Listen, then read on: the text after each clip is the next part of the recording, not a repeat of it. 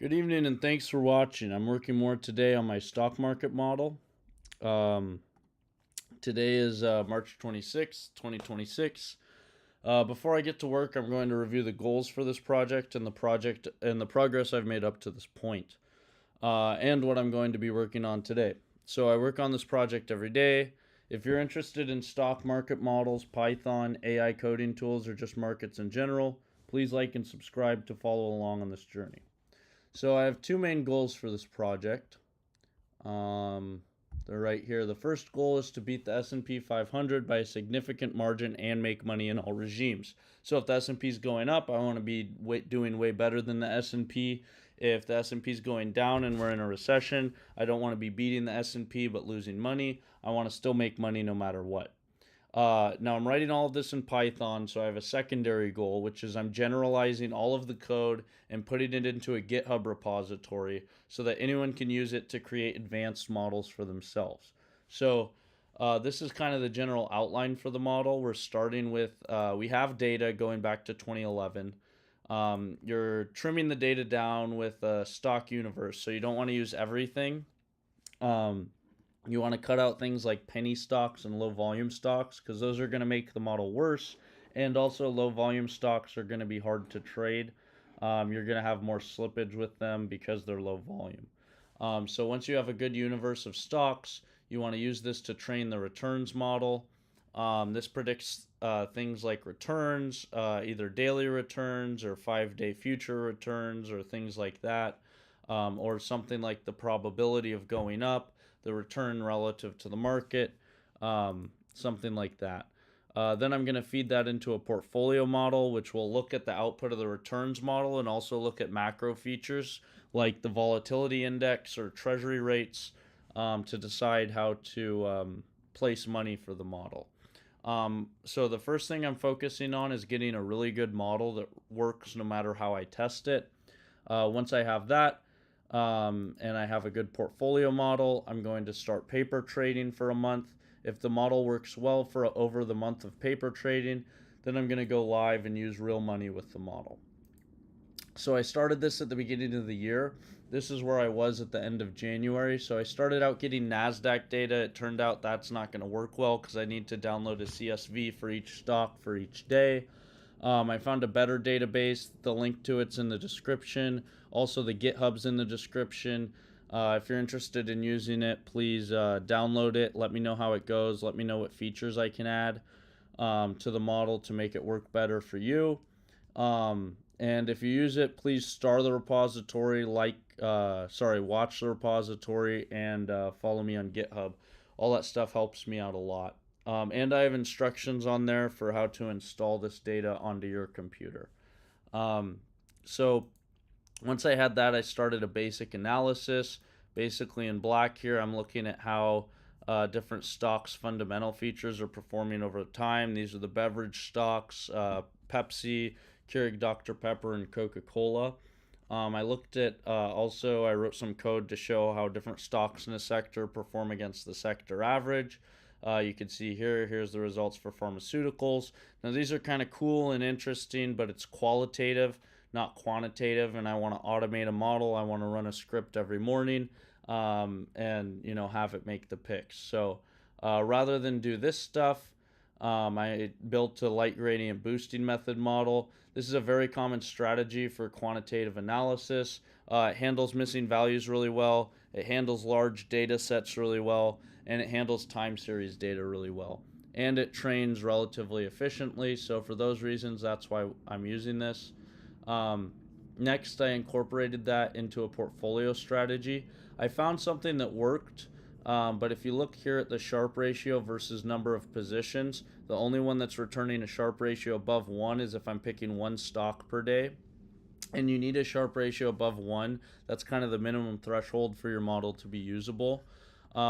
So then I kind of changed the model so it's looking at probability of going up. If I'm thresholding it at 50%, again, Sharpe ratio of just under 1, but right about 1. 51% and 52% don't give much of a change in performance.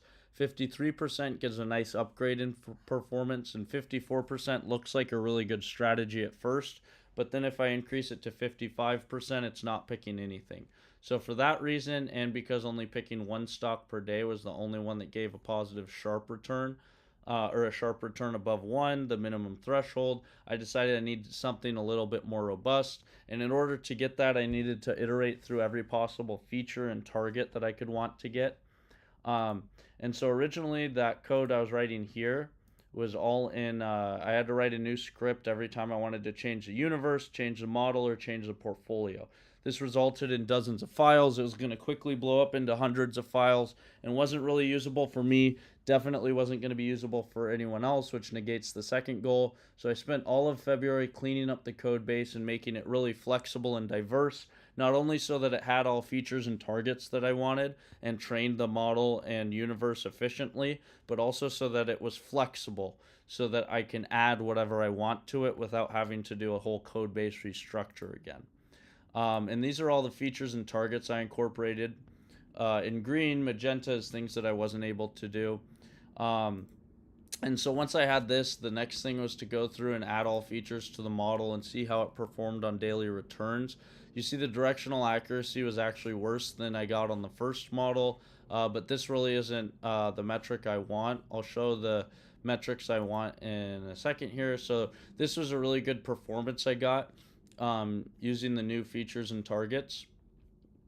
And you see these are the new features I want. So information coefficient, standard deviation of the information coefficient to information ratio, both on a daily and annual basis, and t-statistic.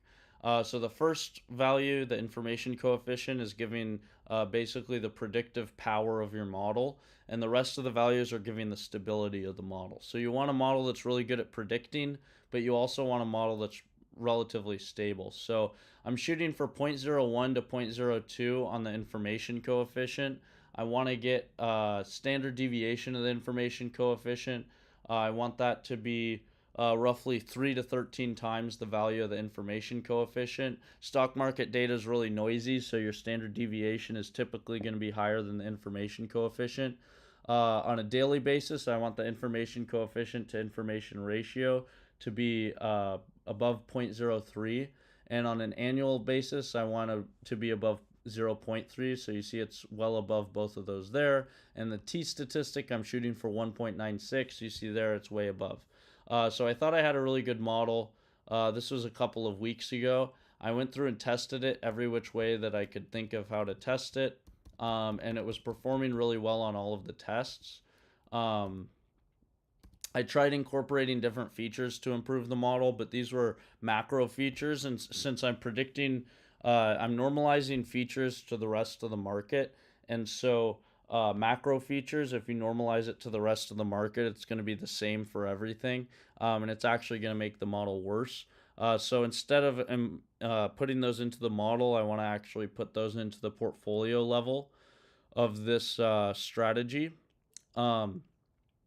And so then, yeah, basically I finished the tests, and I found that after testing everything, the model is actually improving even better than it was initially. And so I was really confident I had a good model.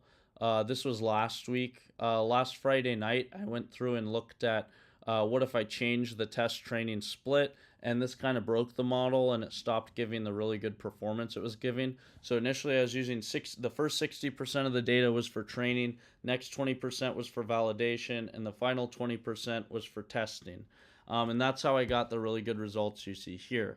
When I change this to only use the first 50% for training, next 15% for hyperparameter tuning, validation, and then the final 35% for testing, the model broke. And so the question is, why did this happen? So there's a few reasons it could have happened. One, I just have less training data. I also have less validation data, so the model is not going to be as good, but also the hyperparameters aren't going to be as optimized. And finally, it's testing on the final 35%. So for the data that goes back to 2011, this is a 15-year data set. The last 35% is about 5 years, and so really you're not going to have a model that works well if it's training up to 2018 and then testing on 2021 to 2025. And so those are some reasons, but I had to go look through and find out why. I did a walk forward analysis. So rather than just doing one model, I split the data into groups of 6 years. The first 4 years of the group was used for training. The fifth year was used for validation, tuning the hyperparameters, and the last year was used for testing. And so you see here, it's not actually as bad as it looked on the last slide, the situation I'm in. Basically, the information coefficient, again, that's giving the predictive power of the model. You see it's really high here. So here's my threshold. I want 0.01 to 0.02. You can see it's getting well above that for every year until 2021. After 2021, it falls off. 22, it's like 0.008, so below 0.01. 24, it's also below 0.01. 23 and 25, it was still above 0.01, but not nearly as good as it was before. So you see that's falling off. Also, what you see is that the information coefficient to information ratio, which is giving the stability of the model, also falls off at the same time after 2021. However, it never falls off so bad that it's missing my metric. So it's still good enough for stability, although you see this performance, the stability has degraded over time. So I don't need to worry as much about improving the stability, but I do need to worry about improving this information coefficient. I'm still getting close to my metrics, so I don't need to rethink everything and reinvent the wheel. I just need to squeeze a little bit more performance out of the model. And so there are two ways really I can do that I see as obvious next steps. One is incorporate fundamental data. The problem with this is my data set isn't very good. It's missing fundamental data for a lot of the stocks that are in the price data set. I can go through and get that from the SEC Edgar database, but that's going to be a really intensive process because there's so much fundamental data. The other thing I could do is a lot simpler, which is incorporate sectors. And what this is going to do for me is make it so that rather than first, I'm going to get an extra feature to add for to the model, which should improve the performance because it's not correlated with the other features. The second thing I can do is rather than normalizing to the whole market, I can just normalize to the sector. And that should help me a lot as well. And so what I've been doing this week is going through and trying to get sector data. It's actually been a lot harder than I thought. I'm getting it from the SEC Edgar database. I forgot to mention one of the parameters I have for the creating the model that anyone can use is all of the data should be free. So that link in the description that to the data set, it's a free data set. You can get it yourself. The SEC Edgar database is free, so I'm writing a script that will pull all the sector information from it. So I was getting 55% on the first go. I increased that to 75% here, increased it to 93% here, and I increased it to 97% the other night. Last night I was working on completing the data set, and I was able to do that, but I wasn't, basically there was a problem with what I was doing. I was going through every stock and finding the first name that matched well to the name of the stock associated with the ticker. The problem with that is I wasn't certain that this was the right thing, and so I need to do some logic checking to make sure rather than getting the first name that matches when it returns a lot of different companies, I want to get the name that matches best. And so I changed the code to do that.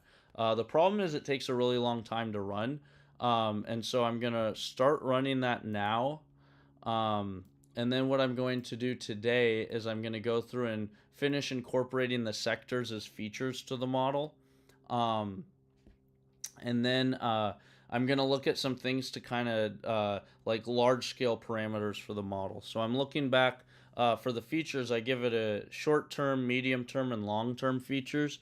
I want to see if I could kind of optimize that to see if I can do better for a certain number of days. And I also want to update the walk forward analysis rather than doing groups of 5 years. What if I'm updating the model every month and seeing how that performs? I also need to go through, when I was getting the sectors, I found there are some sectors, I never heard of this before, but I guess they're tests for NASDAQ. Like, I don't think the price ever changes. An example of this is this ticker, Z Exit stock. So you see I was looking it up earlier today.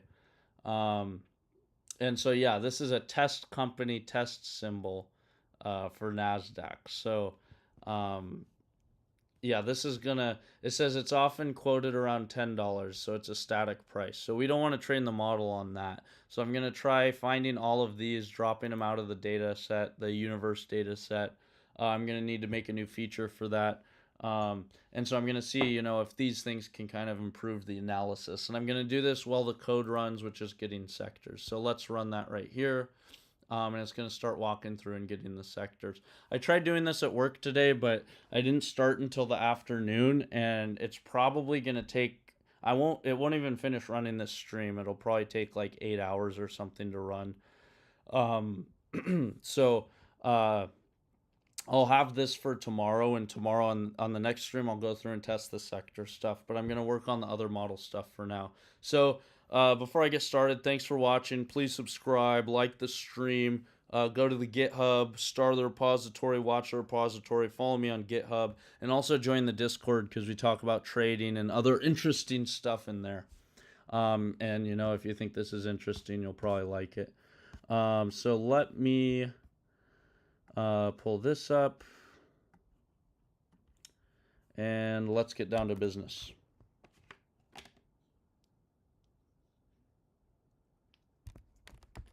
Okay, so I'm going to put some music in, and let's work on our first task. So I need to add a filter to the universe class, which is going to drop all of these test tickers. So let's talk to the AI. So I have these tickers here. I guess. So I want to drop test tickers out of my data. Is there anything else I need to remove which are not representative of real assets?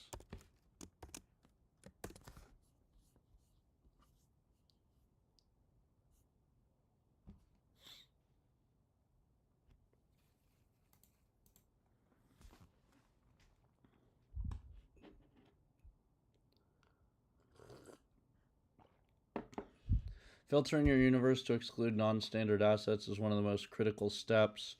If you don't do this, yep, that my model's learning false rules. Test and routing symbols. Preferred stocks.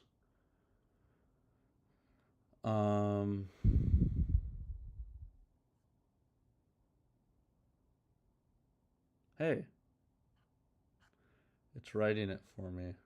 Apply institutional universe filter. That was nice code, but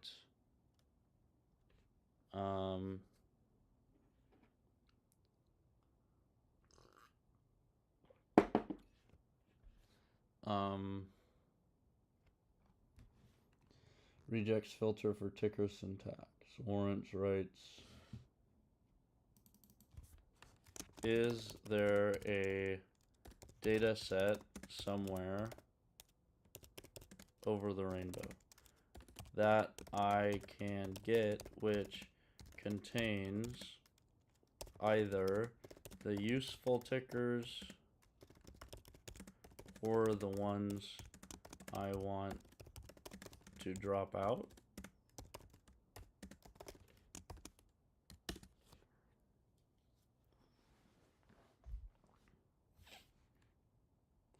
I've reached my rate limit.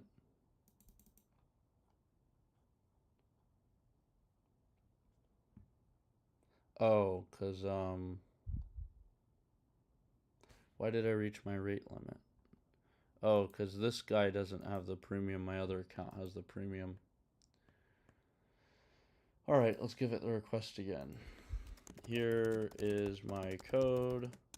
I want to add something with of the filter class which drops out tickers which are test tickers for NASDAQ. Write some code which performs this. Okay. Also tell me, are there any other types of tickers I need to drop out? So here's my code I am writing to create a quant model for stock market prediction in Python. Okay, oops, I didn't give it the code.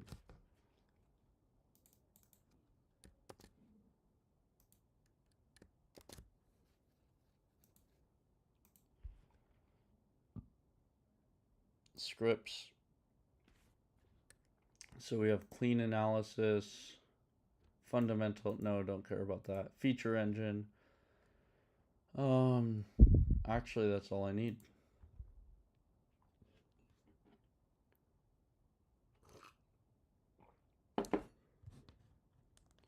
When you leave, my colors fade to gray. Numa, numa, yay. Numa, numa, numa, yay.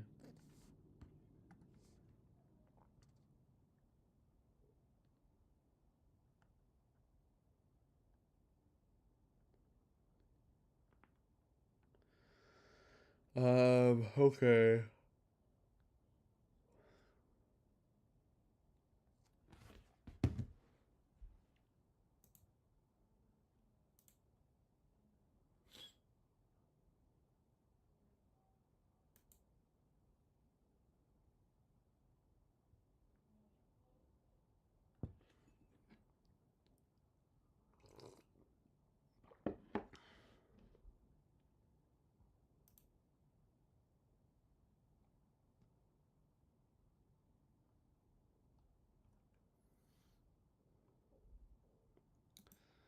All right. You can paste this class directly into clean analysis. So ticker cleanup filter. Why is it importing requests?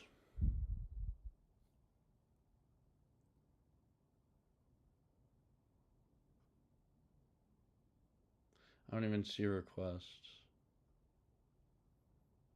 Oh.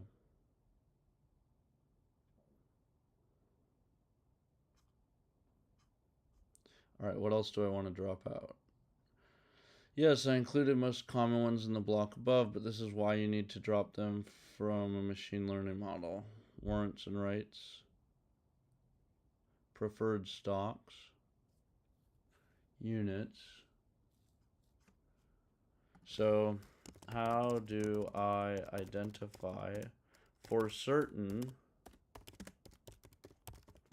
these are things I want to drop out? I'm concerned that I will be dropping out stocks I don't want to, which will hinder model performance.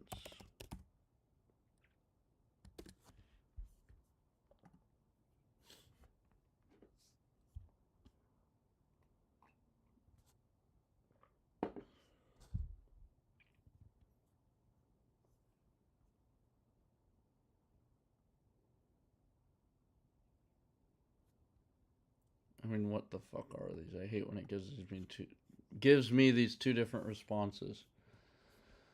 Oh my god, now it's rerunning it. Alright, I guess it really wants me to answer which response is better.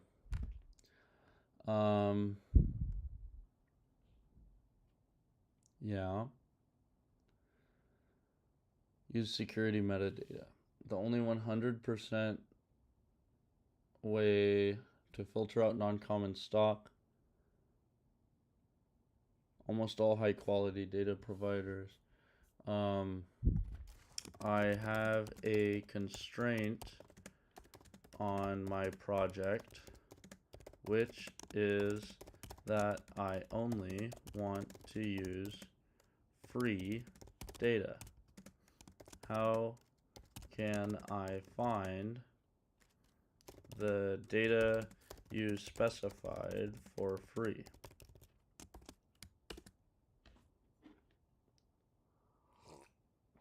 Okay, I'm gonna go get a Dr. Pepper. I'll be right back.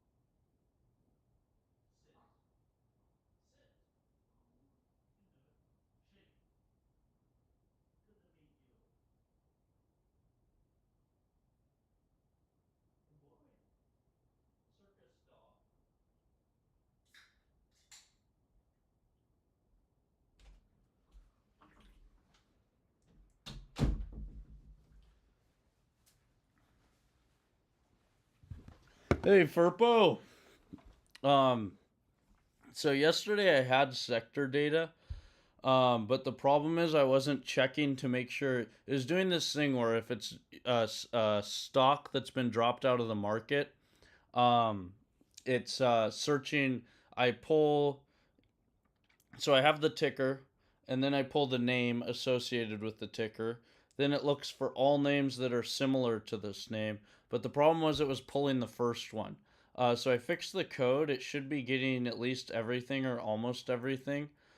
So I'm running it right now. Oh, the other thing is the when I ran the model last night. I don't know. Were you Did you watch till the end? Because last night I ran the model, and you see here it actually made everything perform worse. Um, Although, yeah, it's actually performing worse. This is the good split I had. Um, so the reason for this is that I had way too many sectors. It's getting micro sectors. Um, and let me see if I can show that here. Do we have any sectors? These are the unknowns. But yeah, so there's micro sectors like this. So services, educational services, computer peripheral equipment. That's these are very specific things. So what I had was I have 12,770 stocks, basically 13,000 stocks. But I had 700 some odd sector names. Um, so that really wasn't going to work. Too many sector names, or yeah, basically too many sectors. So rather than do that, the SEC classifies different sectors like large scale sectors. Um, yeah, I guess it's the Global Industry Classification Standard. So it's these communication services, consumer discretionary, consumer staples, energy, financials, healthcare, industrials, information technology, materials, real estate, utilities. So you could see that that if I do that instead, that gives us 11 sectors instead of 700 and something. And that's going to be something that actually will improve the model. Um, the problem is that I didn't have any of that information and I wasn't returning the SIC code that was associated with the ticker. If you have the SIC code, it's like things that are zero. I forget how it works, but it's something like things that are zero are these, things that are in the 1000s. Each one has 4 digits, so it's in the thousands, but things that start with zero, SIC codes that start with zero are communication services, start with one consumer discretionary, so on and so forth. So I can use the SIC codes to map to the tickers, but that's another thing I wasn't doing previously is I didn't have that in my data set, so I was going to have to look back and get the SIC code again. Yeah, well, what happened today? I saw it was down like 1.5%. Um, oh my gosh, I went down 1.1 3/4% today. I'm in California, so we have tomorrow I get the day off for Cesar Chavez Day, which is bad timing, I guess, for the news about Cesar Chavez for whoever organized that holiday. But yeah. So, but the market should be open tomorrow, right? So it should be getting crushed again. Here's the S&P. I've been saying I saw this coming. I sort of saw the Iran war coming, but all year I've been saying, look, oh my gosh, since like here, I've been saying, look, the S&P's flat. It's gone flat. It's gonna have a downturn now, and now it's having a downturn. Uh, so what are we at on the year? -5%.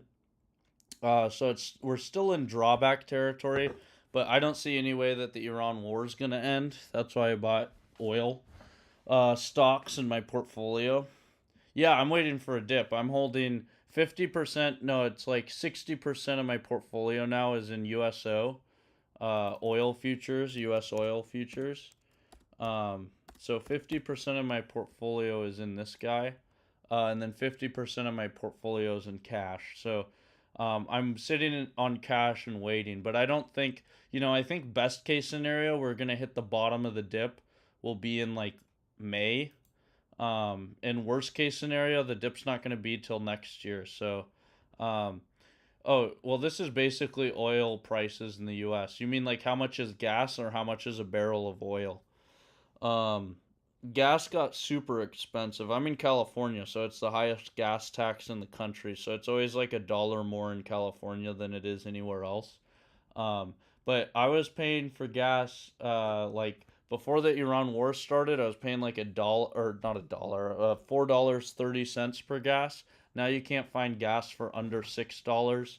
This morning I paid $6.40 because I didn't go to Arco. Um, if you go to Costco, you could pay like $5.50. But the oil prices are gonna get crazy. Gas prices are gonna get crazy pretty soon here. I really think we're gonna see like at least $150 a barrel. Yeah, so like six something. It's pretty bad. Um, yeah, so that's what I'm doing. I'm trying to get these macro sectors, feed these 11 sectors into the model.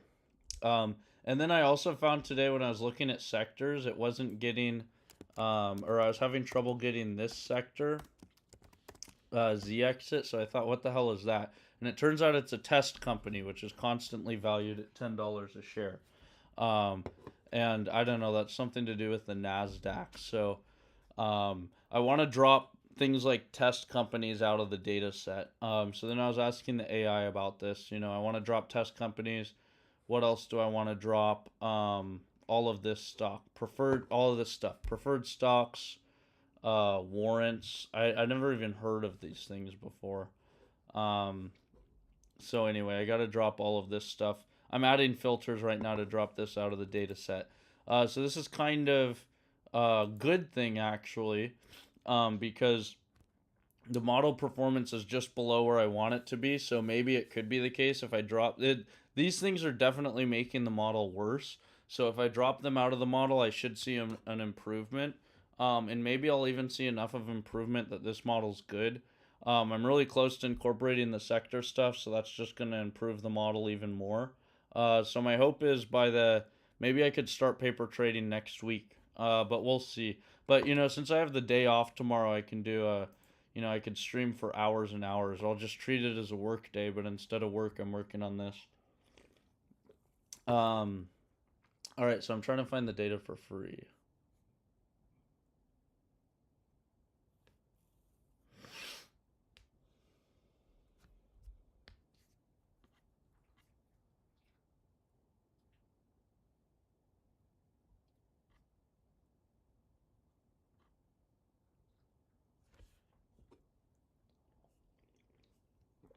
So I don't want just the tickers.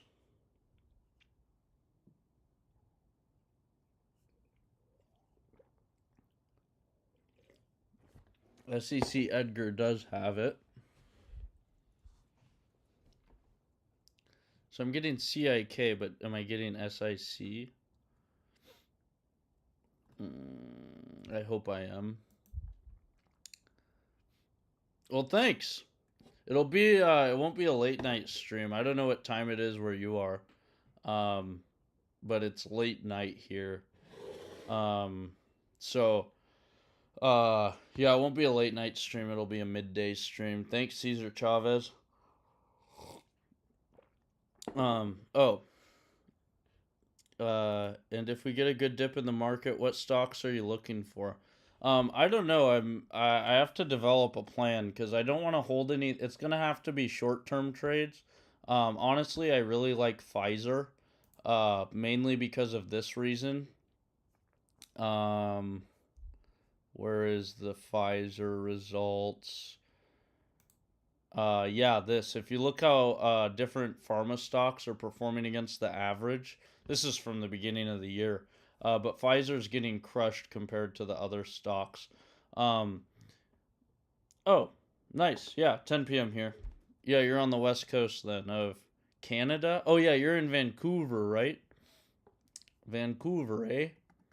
Um, but yeah, so if you look at Pfizer, it's been performing way worse, and you go, okay, so why is this? Pfizer was the big winner of the pandemic. Why are they underperforming everybody else since the beginning of since mid 2022? And I think it's two reasons. One reason is their vaccine sales have dropped off. Also, everybody's been worried about their patent cliff. So, like pharma stocks, you have patents, and then your patents expire at a certain time, and then companies can sell generic versions of your drug.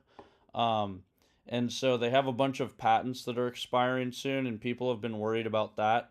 I'm assuming that's already priced in. Pfizer's done really well this year, and basically, I've been buying up Pfizer because I wanted to sell covered calls. But when the Iran thing happened, kind of in the middle of it, I think it was about 2 weeks ago, I sold all of my Pfizer stock because I'm worried. Um, oh, you're in Mexico. Where in Mexico? Are you in the Baja? Or, what are the time zones in Mexico? If it's 10 p.m. in Mexico, maybe there's. Do you guys have daylight savings time? You might be in the middle. Where do you live in Mexico? Is it cool? I always think about moving to Mexico. Um, yeah, so anyway, I don't have many things I like. I like Pfizer because I think they're undervalued. Long long term, I really like robots. All the hype's about AI right now, but AI doesn't do anything physical. Robots do physical things. And I think that's where you can automate away like the white collar jobs with language models. Um, and I say good riddance to those jobs. But the real money is going to be made in automating manufacturing, and the U.S. is so behind in manufacturing right now, and we just don't have the skills. We gotta. Oh, nice! You're in Baja. You're in Cabos, Los Cabos. Isn't that Cabo? that people refer to. They call it Cabo in America. I'm going to Cabo, man. But isn't that just a resort town? I thought nothing existed. Is it this? Cabo San Lucas? Because I thought that was just a resort town that was created out of nothing in like the 80s. Oh, Cabo's right at the south end. So do you guys get crazy ocean there? Wow, what a crazy... Look, so we're not that far away. I'm up here. I live just south of LA, but I work in San Diego, so it's such a commute. You can see it. You can see my commute from space. Um, anyway, that's cool, man. I always think the Baja would be a cool place to live. So Los Cabos, is that this area? Golf club. Have you ever played golf here? It's probably expensive, right? I love golf. Okay. So now I'm trying to see what else do I want to drop out. So if I do SEC Edgar, oh right. So if I have the CIK number, so I want to see if I'm getting CIK here.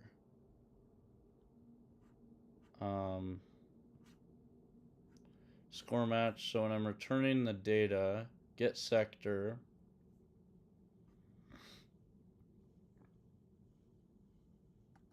Unknown, unknown, unknown. Accept. So if I am returning, I'm returning sector, return. Oh. Alright, let's go up here and look at where am I returning things. I don't like how this writes code with the returns are all over the place. I don't know if that's like the correct Pythonic way to do it, but I find this pretty confusing.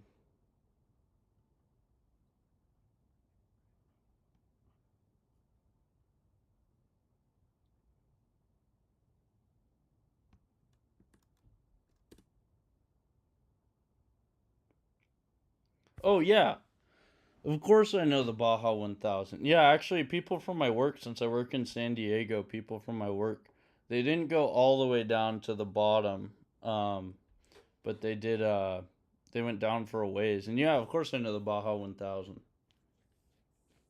Oh, you do it the other way, to the US from Mexico.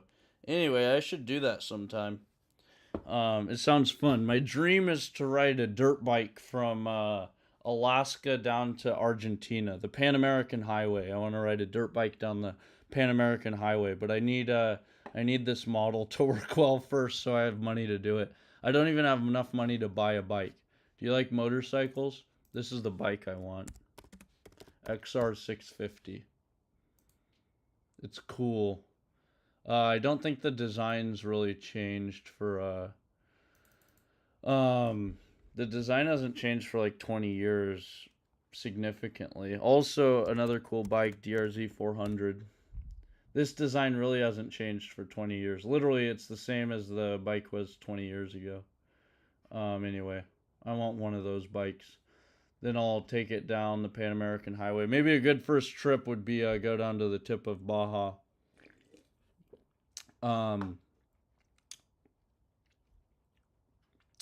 Yeah, so oh right, so I need the CIK.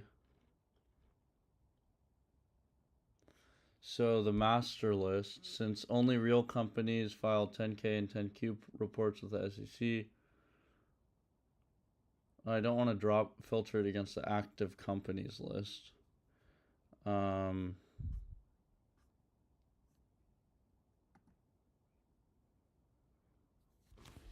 I need something which also includes tickers that have been delisted in order to avoid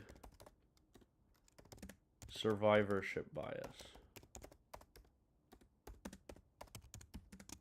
Are there any free data sources which can do this for me? I had the opportunity to visit Seattle since I was in Victoria, but I went to Toronto and it was cheaper. The USD, it is more expensive. What does that mean? Your money doesn't go as far in Toronto? Um, Toronto is just too damn cold for me. I couldn't handle the winters.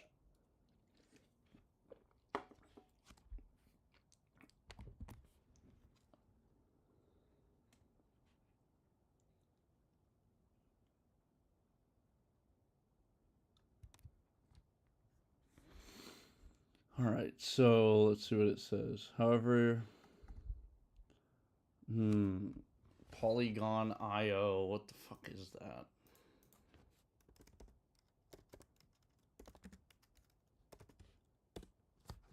The flight from Victoria to Toronto is $220, and the ferry to Seattle is like $175. Yeah, that sounds about right. The ferry's a ton of money, but the ferry's so cool. Was it fun? I love the ferry. My parents, so I live here with my parents, but my parents have two houses. Their other house is up here in the, up here around these islands, near Anacortes. So you can take a ferry. We took a ferry once from Anacortes to Orcas Island. Oh no, San Juan Island. Anyway, you go all through here. This is like the coolest place for boating in the summer. I really want to go. Again, sometime it would be fun to take a little motorboat and go explore all these islands. Oh, the exchange rate. Oh, so wait, are you saying your pesos go further in Canada than they do in the US? Or they go further in the US? It sounds like the former. Okay, Polygon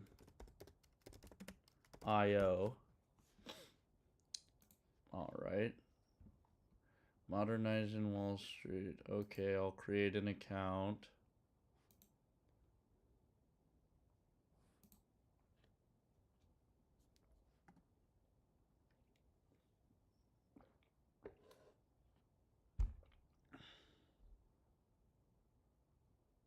Okay.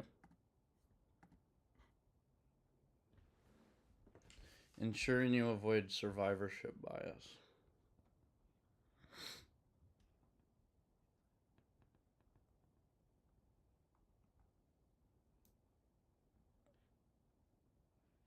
Okay. 1 USD is 17.8. 1 Canadian is like 13. Oh yeah, but Canadian dollars, that makes sense because Canadian dollars are worth more than US dollars. Whoa, you took it 6 times? So oh, from Victoria to Vancouver. You were there in the summer, right? Alright, I copied it. Because the free tier is limited to 5 API calls per minute, it'll take a couple of hours. Okay.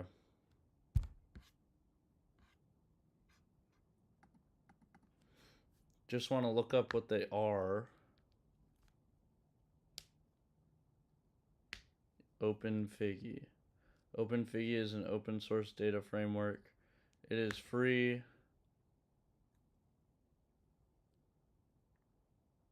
Oh, do I have that in my data set though? Adult Hub, post no preference.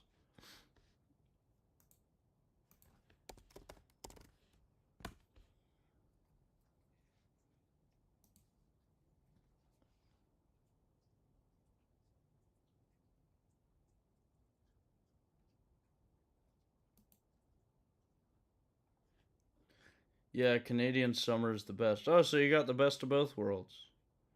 Yeah, I know.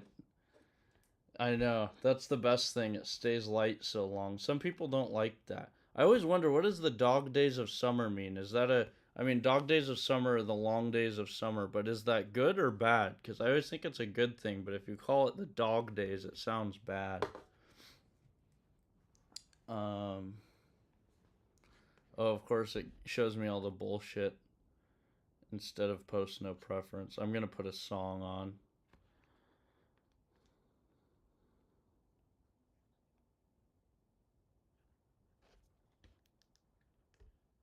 Oh, you like cold weather? You're in the wrong place. Yeah.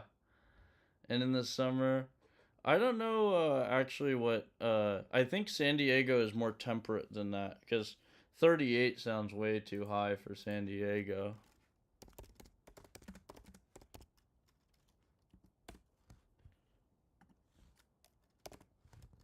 Oh yeah, it doesn't get to 38.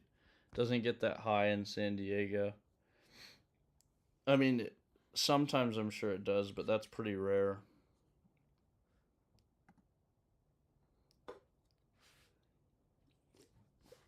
Open figgy.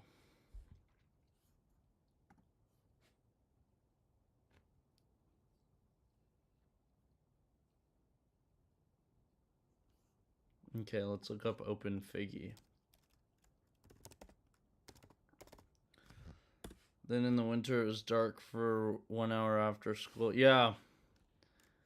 Yep. That's always what I think about. That's what I thought about the winter in Seattle. I always thought people, do you ever hear people talk? Hey, buddy, do you ever hear people talk about seasonal affective depression or something like that? It's like you get depressed in the winter. And I was like, yeah, I'm pretty sure that's what everyone gets if you live somewhere in the north. How do you not, if you compare it's light out till 9:30 to it gets light at like 8 a.m. and dark at 4 something, how is that how could that possibly be better? Um all right, I'm going to actually move this down so I don't share my API key. Create account.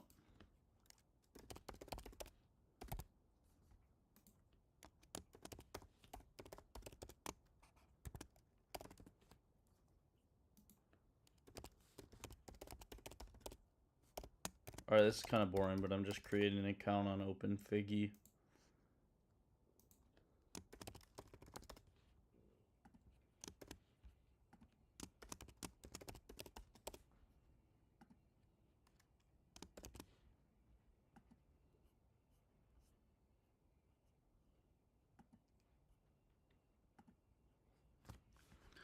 To find my damn country code, US.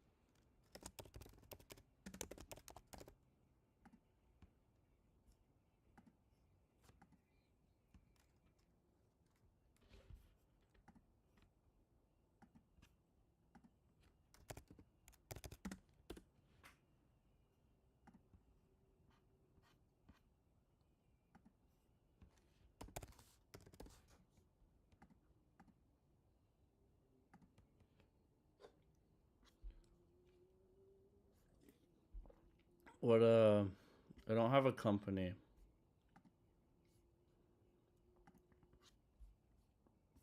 Create account. I don't have a company. Why do they assume I have a company?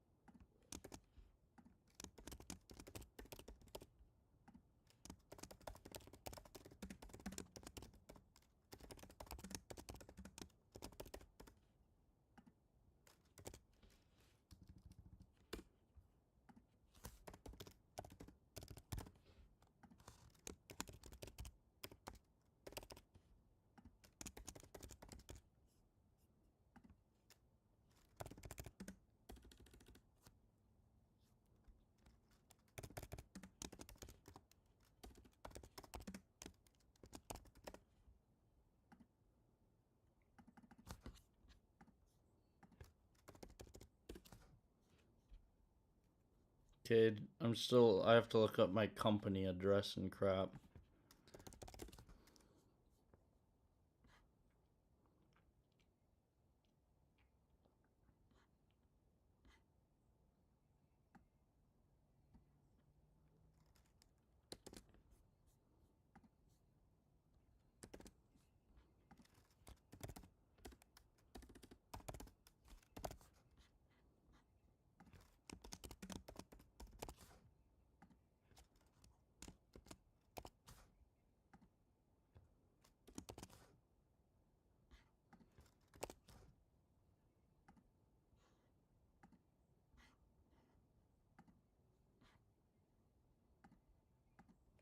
Alright, let me sign up finally.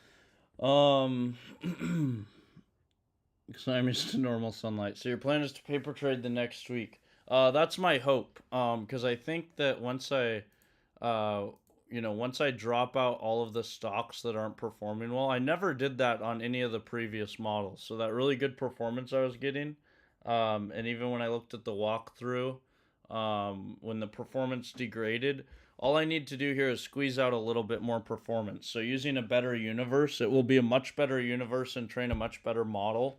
Um, Once I'm dropping out those tickers that are like placeholders or whatever for the Nasdaq, and then other things where the price doesn't change much, that should improve the model a lot.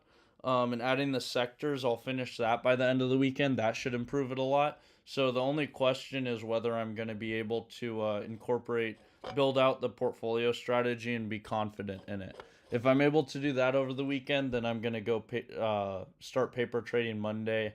If not, maybe I'll start paper trading middle of the week. Worst case scenario, I'll have to push the paper trading forward to the next week. But then in next week is my last week working here for 2 weeks. I'm going to an experiment in Colorado. And so I don't know how live streaming is going to work there. I'm hoping I'll have time to live stream. There's a chance I might not have time. And that'll be 2 weeks. So we'll see what happens with that. But I really want to get paper trading before I leave. So even if I'm not able to live stream, I could just post, here are the picks for the day and here's how it's performing. But there's a chance I might not have much time to work on this when I'm in Colorado. All right, so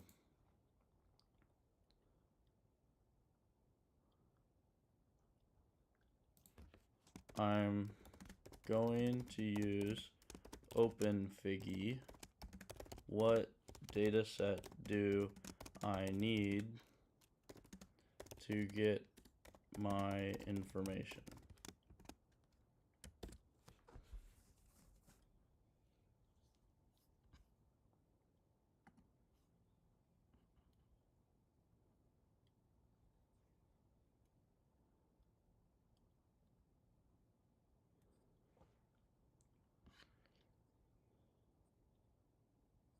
Quick start. Oh, no. Quick start. You need an API key.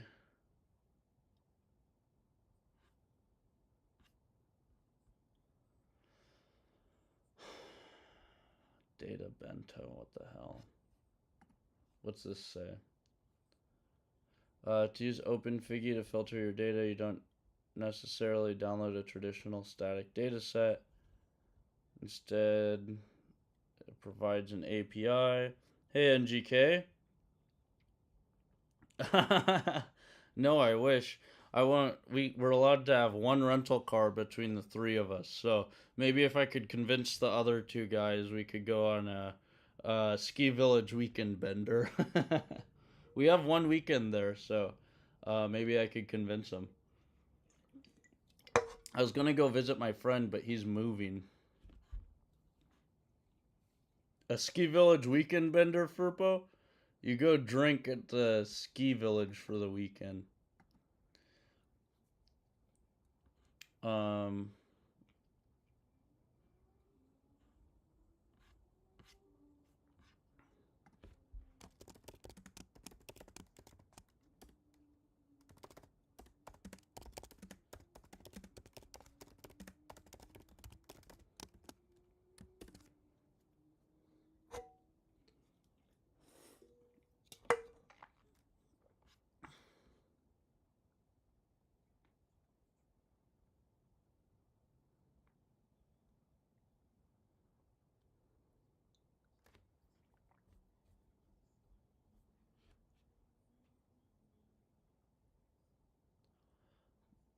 so I'll just download the whole data set.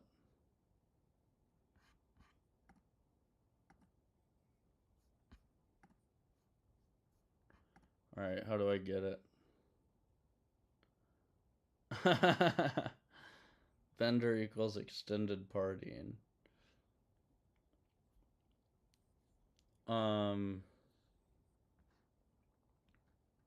Resources, bulk downloads.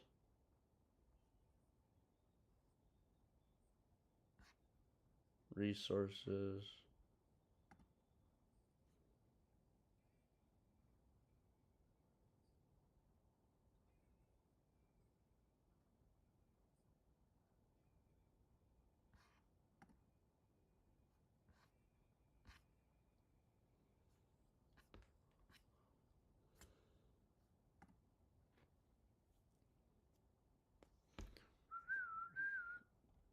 Okay. I'm already signed in.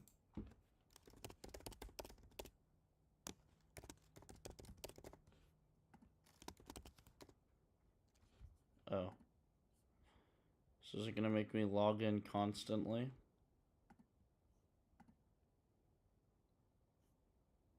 Oh, data bento. What is this? This is totally confusing.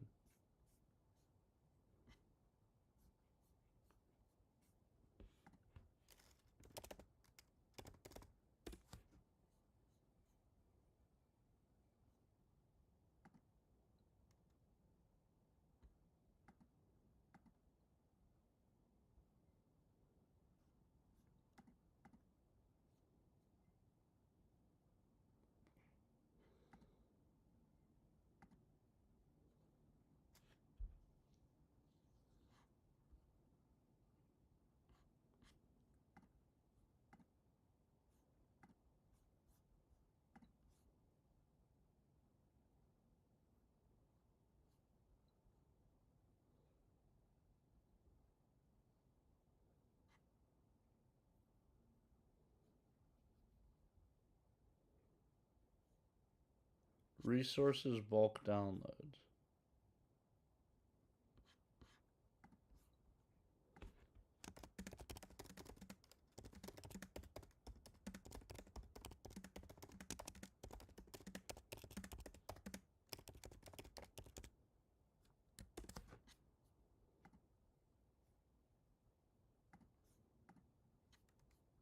Hey, Paprika.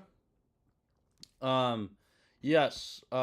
Basically, I got it last night, but there are two things. The method I was using wasn't good. So I'm doing it again, but it's taking forever. It's been going an hour now, and it's at 10%. So it's gonna take 10 hours to run the whole code. Um, but I'm gonna implement the sector normalization today, so it's ready to go for tomorrow's stream. And I also found that I'm including a bunch of tickers, which are actually gonna make the model worse. Basically, for the universe filtering stage, here, define the universe. I'm doing that before I feed it into the model. But currently in the model, if you remember, the performance actually isn't that bad. I just need to squeeze a little bit extra performance out of it. And so I actually think obviously the sectors are gonna help it out. Oh, another thing with the sectors, the other reason I'm having to rerun this code is because I'm getting like micro sectors. It's giving me things like um, it's not showing it here, but it's in the here. No, no. Here you can see it's getting things like laboratory analytical instruments. Um, that's very specific. So it's giving me 760 different sectors, which explains last night why when I ran the sector data it was performing worse.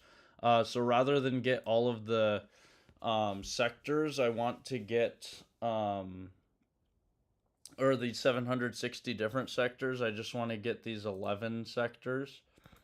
Um, 11 market sectors, sectors GICS. Um, so rather than do that, I'm just going to get these sectors, so classify it into these.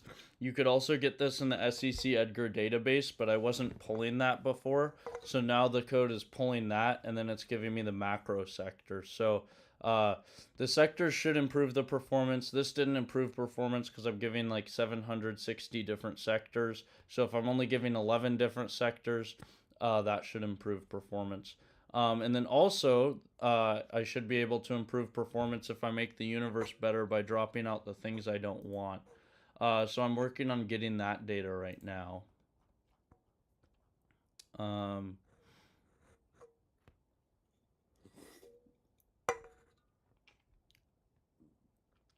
okay, so now I need to run this and give it my API key. So let's pull this. We're going to call this, put it in data retrieval, new file, get, so Figgy, and what am I getting again?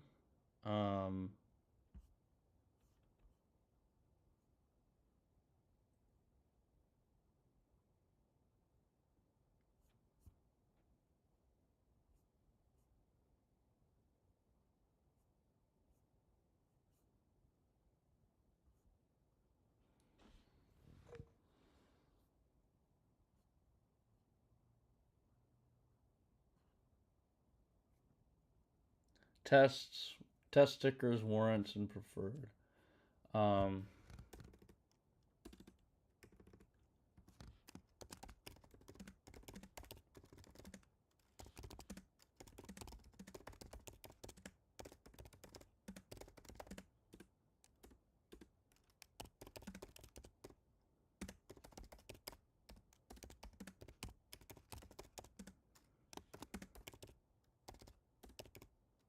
Preferred has two F's or one F?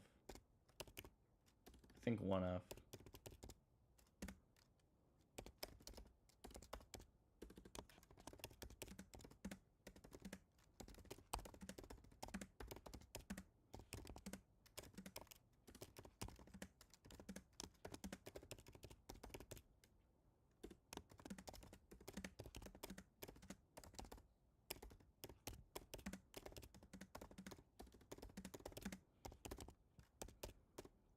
Yeah. Train, and then yeah, like I was saying earlier, I'm hoping that so I'll have the sector data done. I'm making this universe filter today. Once I have these things, it should improve the model. If I am getting good enough metrics on the walk forward analysis, then I'll be ready to start paper trading it. No, then I'm ready for the paper trading stage on this model. Before I can actually get to paper trading, I need to finish writing the code for the portfolio class and then design a portfolio that takes the output of this model and then gives allocations based on the model output. And then I need to test it robustly, just like I am for the model, to be confident that it's a good portfolio strategy. Once all of that's done, I'm ready for paper trading. So, what if I get too into the stock market? Yeah, I mean, I think that would be fine, but I also think, oh no, this might seem wacky that I'm so into God and stuff, but I don't think God likes that. I think God wants me to do physics. And also, like, I've never made any money with physics, and it's always like I could go get a job that makes more money. I don't really care about money. Um, I care about money to the extent of having enough so that people can't, try to subjugate me or whatever, which they can do right now because I don't have any money. You need money for independence, but you just need like some money for independence. And if I have a model that's working, really, I'd like to do both. But I don't know if I get sucked into the stock market, that'd be fine. But I just don't see it happening. Um, I really want to make my own physics company, and just do physics research. The PAT Research Company. I'd call it PAT, Physics and Technology Research Incorporated, PAT Research Inc. Um, yeah, okay, so let's say I don't want to incorporate them into the data set. So now I'm going to take this down to my other screen so I don't share it on the stream, and then I'm going to put my API key in here. Um,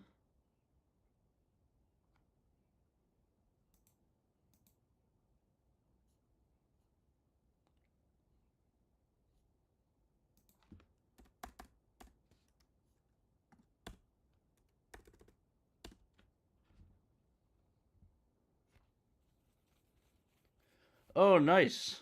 Yeah, I'm not going to church yet, except I was at a mission. They have like California missions, which are old Spanish, basically Catholic churches, so the Spain could colonize the west coast of like Mexico and the U.S. Um, and I was in one the other day. I got some holy water. That was nice. Yeah, but I haven't gone to church. I haven't gone to church when I guess then I was in a church. Last time I went to a church service, I really can't even remember. I'm pretty sure it would have been like Easter 2016 or 2015. Um, but I really don't. I'm not that big of a church guy, and I've developed my own kind of wacky religion ideas. Um, they're not wacky to me, but people, if you're like a strict Catholic, you would call it wacky. I just think God is love, and God wants you to love. And I think everything, if you just say God is love and God wants you to love, I think everything like the Ten Commandments and everything, it all kind of naturally follows from that. And that's why I like physics because you're always simplifying things down to simple rules. So if I simplify all of Christianity down to the simple rule of God is love, um, I don't know, that's satisfying to me. Um, but if God is love, does God want you to spend your life focused on the stock market? And I think probably not. Um, Maybe he doesn't want you to do physics either, but I also think physics is like the evidence of God. If you look at all the old physicists, what's so crazy is when you get into science, they teach you like, oh, a real scientist is an atheist. But then I started reading about like the old physicists from the 1700s and 1800s, and like all of them say that they are interested in physics because they want to figure out about God. They want to find God's rules for the universe. And I don't know. I haven't found a more interesting pursuit than physics. I've found things that pay more money though. um, all right. Stop telling me to sign up for stuff. Oh, I need to get my API key.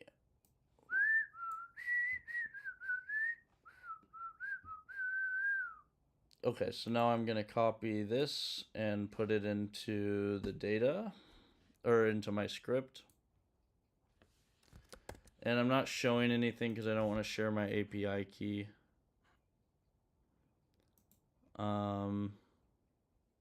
So let me go get that really quick. API.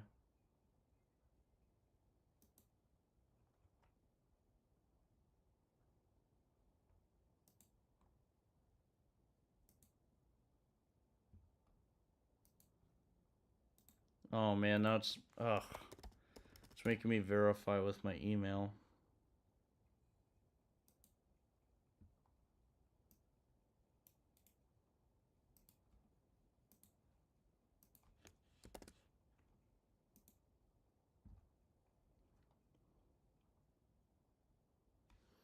Okay, I'm gonna write down my to-dos because I don't want to forget them.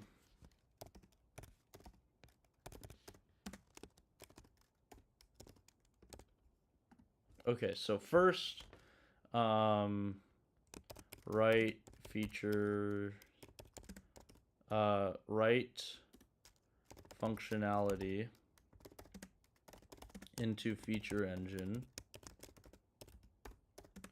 which will normalize to sector instead of the whole market. Write function, or no, not function, filter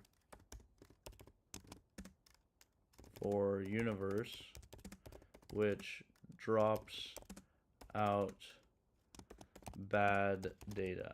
So this includes synthetic tickers.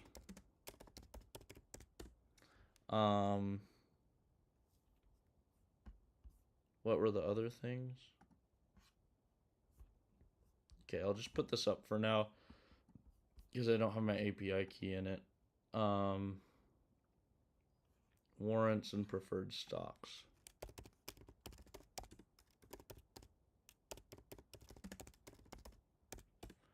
Okay. And then I need to get data of above to perform filter. And right now I'm using Figgy. What else do I want to do? Get data. Oh, adjust walk forward analysis so that it updates monthly, and then do optimization of look back days for tickers, implement I guess write portfolio class,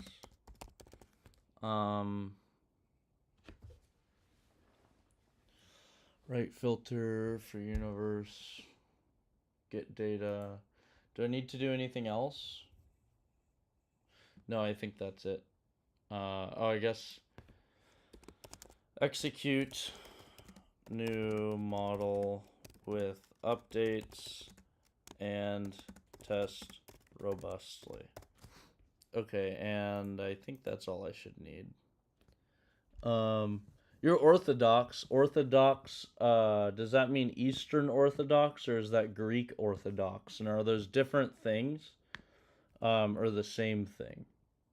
I went to a studio session in a refurbished California mission church you speak of around LA once upon a time. Yeah, yeah, the missions are really cool. Do you remember which mission it was?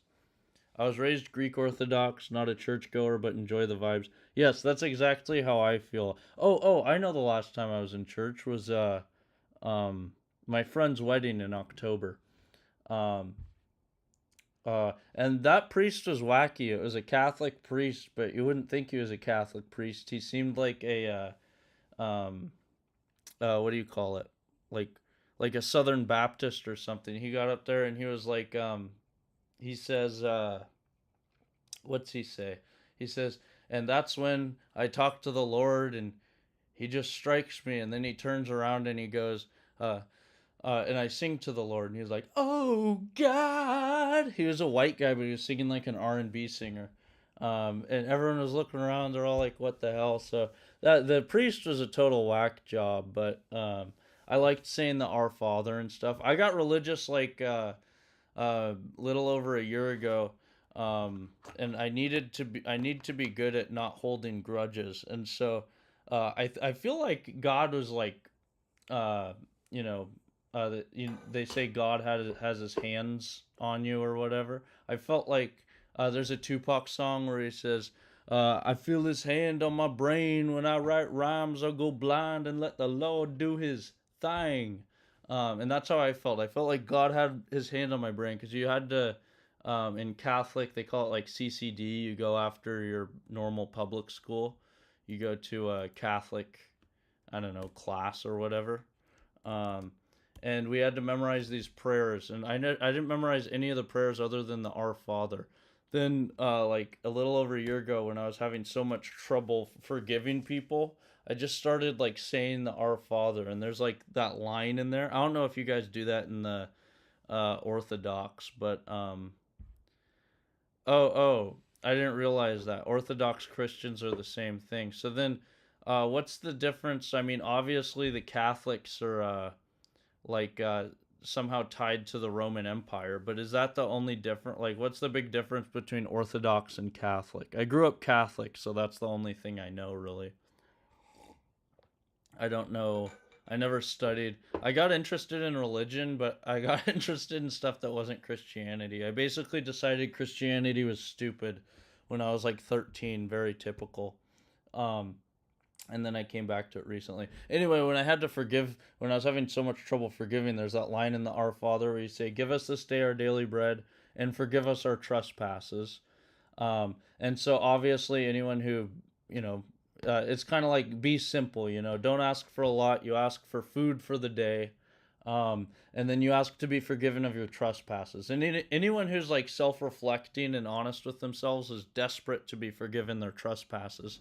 But then the next line is, as we forgive those who trespass against us. And it's just like, oh, what a trick. It's like you only get forgiven if you're of your trespasses if you forgive people who trespass against you. And I just say that all the time because it really helps me when I say it. If you say it and you mean it, then you basically have to forgive people. Anyway, that helps me. Yada yada yada. But here's what really bugs me about atheists: is they'll go, and this is kind of changing. Like culture's changing. People are becoming way more religious, really, since the pandemic. Um, but my coming of age was the 2010s, and everyone would always go, oh, "Religion's stupid." And I still run into people who say that they act like they think they're like really smart because they go religion's stupid. And these are people who were raised as atheists, and they're just going religion's stupid. It's like you're being a religious zealot basically with your atheism. Um, anyway, those people annoy me. Then execute new model with updates. Anyway, yeah, what's the big difference between Orthodox and Catholic? I know the difference between Catholic and Protestants. Prayer of Saint Ephrem. Helpful one to get over myself. Yeah, that's basically what I need prayers to help me with. What's that?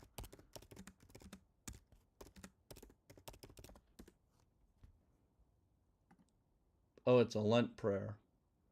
O Lord, Master of my life, take from me the spirit of sloth. Yeah, I like that. Despair, lust of power, and idle talk. But give rather the spirit of chastity, humility, patience, and love to thy servant. Yeah, do you pronounce that yeah or yay? O Lord and King, grant me to see my own transgressions and not to judge my brother, for blessed art thou unto ages of ages. Amen. That's a good prayer. Um, Yeah, I like kind of simple prayers like that. I don't like some of them are long. I guess the Our Father's kind of long, but they're complicated, and it's like it becomes like you're saying so much stuff. But this is good. Take from me the spirit of sloth. I've had the other idea. I don't know if this is right. I think I used to have the idea that all evil in the world comes from laziness, because you could say everything. You're either being morally lazy or just not industrious in your life and sitting on TikTok or whatever. Um, but now I think it might be a little more complicated. All evil doesn't come from laziness. There are actually evil people out there. Oh man, were you guys? I was saying this in my stream the other day, so tell me to stop if I've already explained the story. I'll get back to stuff in a second. But this is like the thing that really drove me back to Christianity. Um, yeah, the old English is a little wacky in the prayers, but I don't know why they don't update it. But they updated stuff in the Catholic Church. You got to watch out for them because they keep like changing stuff to try to be like progressive or whatever. But they updated. This drove me nuts. When I was a kid, we went to church every Sunday, and you say the, what's that song you sing? Uh, um, Glory to God in the highest, and peace to his people on earth. That's what it used to be, and then they changed it to, and on earth, peace to people of goodwill. And it's like, oh my god, you first off, that's like way more syllables. You basically changed the whole fucking song. Anyway, they need to update that stuff. But my ex girlfriend, we weren't getting along, and she had like this Satan head on display. It was a devil. It was like I can't explain it really. I have a picture of it in my head, and it was the Satan head. And I swear, I thought that thing was messing with me. And all sorts of things happened where I thought it was messing with me. One day there was like a gas leak. I felt like it was messing with me. The dogs escaped. I thought, oh, this is Satan messing with me, and all this stuff. And I couldn't even. It gave me like the creepiest feeling. I had to. I put like a piece of cardboard in front of it when I was doing stuff around the living room because I hated that thing. And then I just basically started to believe that I had become possessed by demons and that she had become possessed by demons. And it really felt like demons were controlling me. And once I started viewing things that way, it was like, you know, I need God back in my life. Yeah, actually, that, I mean, Orthodox, I guess it's kind of in the name, right? But what about that thing? I used to think I'd like to learn Greek so I could read like the original Bible. And then what is it? It's Greek. The language has changed. And Orthodox, there's like the Orthodox Bible is in Greek or whatever it is. The original Bible's in Greek, but it's like a different kind of Greek. And I thought that's just going to be too hard to learn, man. The other problem with Catholicism is it's really tied in with the Roman Empire, and you don't know, it's unclear. Have you ever heard that conspiracy that the Catholic Church was created to basically perpetuate the Roman Empire? Um, anyway, all the songs in my church are in Greek. Wow, really? They haven't changed anything for 2000. That's pretty cool. You guys are going to convince me to go to an Orthodox church. That's way better than Latin because that's like the whole pitch of Catholicism is, it's in Latin, it's in the original. But I used to think, oh yeah, this is the original stuff. But then I started reading about it and I was like, the original Bible is in fucking Greek. How am I supposed to? Anyway, so maybe if I can make a lot of money from the stock market, I can have a bunch of time on my hands and I'll learn that original Greek and I could read the original Bible. But if you go down that path, you have to learn Hebrew and read the. Is the Torah the Old Testament or is it different? I think the Torah is the Old Testament. But the Jews have several. There's the Talmud. I don't know what that is. Um, anyway, the stuff's interesting. I really like religion. I like religion because it's like philosophy. This is what we do at work. I just talk with the guys about religion. Uh, one guy's Muslim, another guy's Hindu. What's interesting is Hinduism. He talks about Hinduism, and I'm like, this sounds like damn Christianity, man. It's Hinduism and Christianity seem like very similar. Does Orthodox Christianity? Do you guys have purgatory, or is that a Catholic thing? And do you have the Trinity, the God, the Son, and the Holy Spirit, or no? Because I know I'm pretty sure Protestants don't like either of those. They don't like the Trinity idea.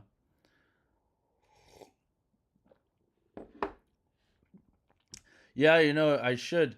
There's always a Greek Orthodox in Baltimore that I used to ride my bike by every day. And I always thought about going there, but I never did. But honestly, I never understood what Orthodox Christianity was, literally until 20 minutes ago. I still don't really understand the differences. Hmm. The phrases get stuck in your head. Yeah, I think I might go check it out. Sounds cool. I like things that are going back to the original. What I don't like is like American Baptists, but it's really too bad because some Protestants, if you read about like the founding of America, like guys like John Adams, They're like they're the backbone of America, and those are true people of God. But now it's kind of gotten warped. I bet there's still some good stuff out there, but lots of it is not so great. Open Figgy. How the fuck do I find my API key?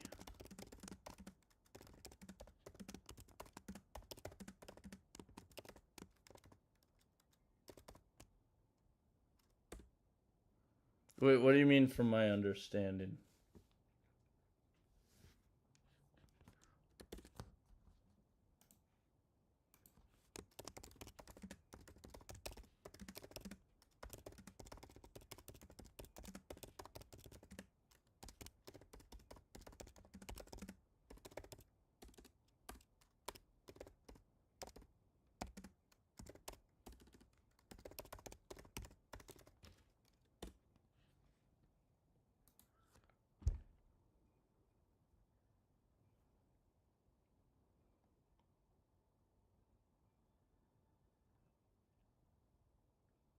Account settings. Okay. Profile. Oh, there we go. API key. Create. All right. Now let's pull this up. And I'm going to make a new file.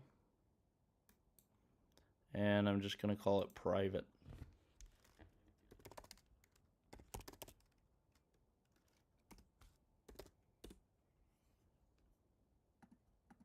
I mean, I don't think it matters if I share my API key, but what is this called again? Figgy API key is equal to that guy.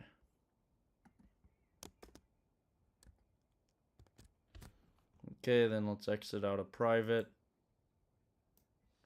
And let me go to pull up Git real quick. Okay. And let me hide that private file.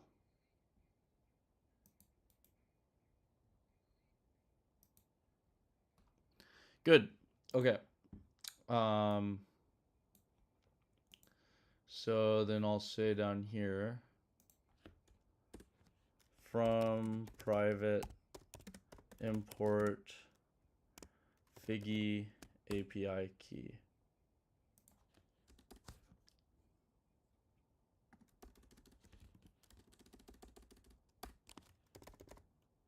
Figgy API key. Okay. Now let's run get Figgy. I like the name of that, Figgy. Get Figgy info. And what's it save as? Save path.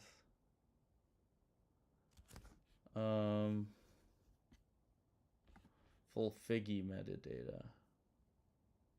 Why does it say Polygon? It's not Polygon, it's Figgy. Oh, maybe I put the wrong code in. Build open Figgy metadata. Build open Figgy metadata. Give me the script again for open Figgy metadata. Fiji. Nothing to lose. Far away, far away. Is that really my rate limit? What the heck? What the heck?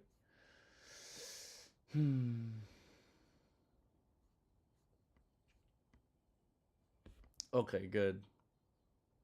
Okay, unique tickers. Oh, okay, so I have to give it unique tickers.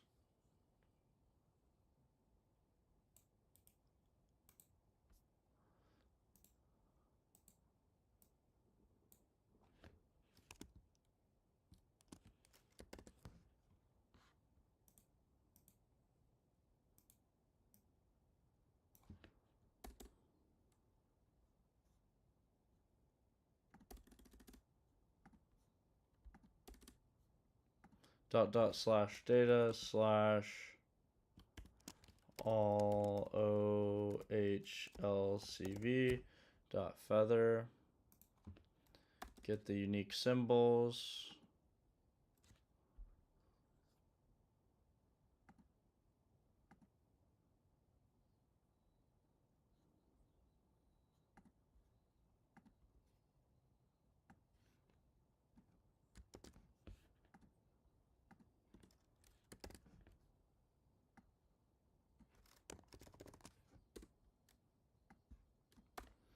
From private, import that.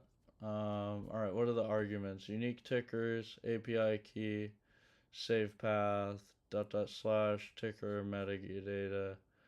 I'll say from Figgy, so Figgy ticker metadata.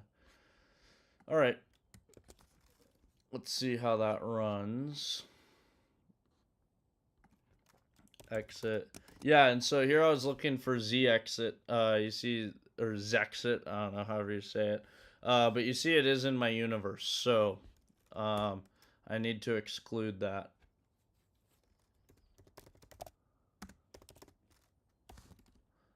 Data retrieval.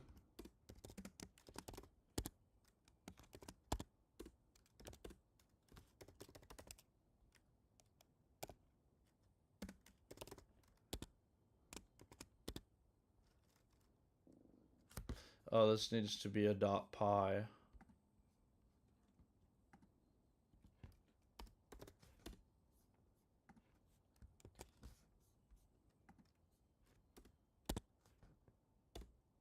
Okay, let's see how that works now. Oh, data slash all OHL CV no S.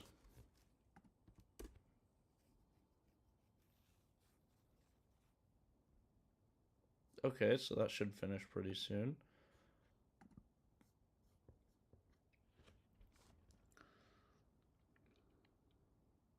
Oh, mostly similar. Catholics, I did wrong, I beg for forgiveness.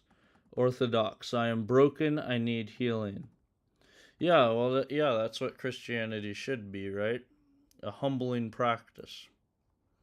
I did wrong, I beg for forgiveness. I am broken, I need healing. They say, you know, the Russians, they say, can kind of, Orthodox Christianity is big in Russia. I am broken, I need healing. I wonder how that affects Russian culture. The split formally happened in 1054. Interesting. Yeah, I've never bought the whole Pope thing. It sounds silly. Including the doctrine of papal infallibility. Orthodox Christianity has no single leader. It's governed by a communion of self-governing autocephalous churches, each led by a patriarch or archbishop. Okay. The filioque says the Holy Spirit proceeds from the Father. The Western Church added, and the Son. Okay. The Orthodox consider this an unorthodox and theologically incorrect.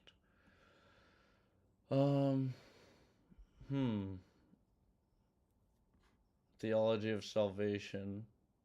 Catholics developed detailed doctrines around original sin, purgatory, indulgences, and satisfaction theory. Orthodox theology emphasizes theosis, the process of becoming united with God's energies, and generally doesn't use the legalistic framework of sin and punishment that characterizes much of Western theology. Orthodox doesn't accept purgatory, although they do pray for the dead. What do you mean, although they do pray for the dead? Those are two totally different things. Sacraments, but practice differs. Baptized by full immersion. Catholics typically pour. Orthodox give communion.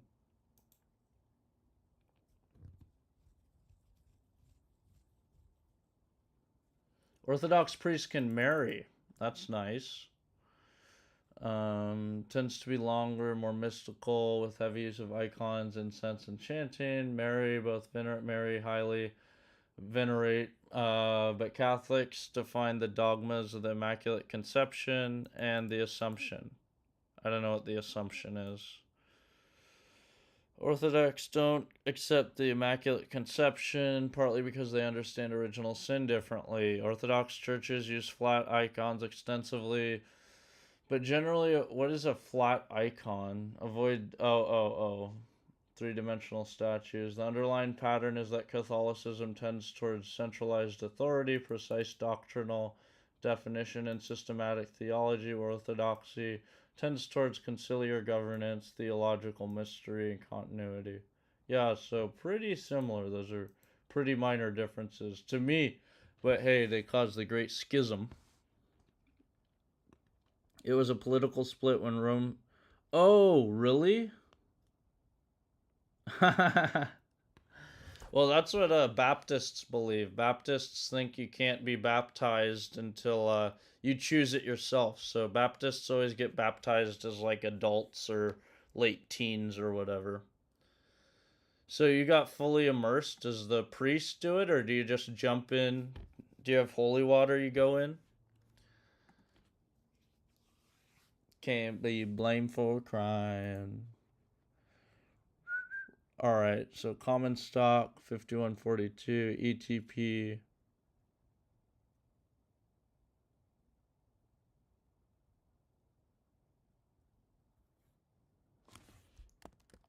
Been true. If you've been true, you better look me in the eyes. I have stock data, but I want to filter out things which will make my data worse. Out of the categories listed below, for security type, which ones do I need to remove?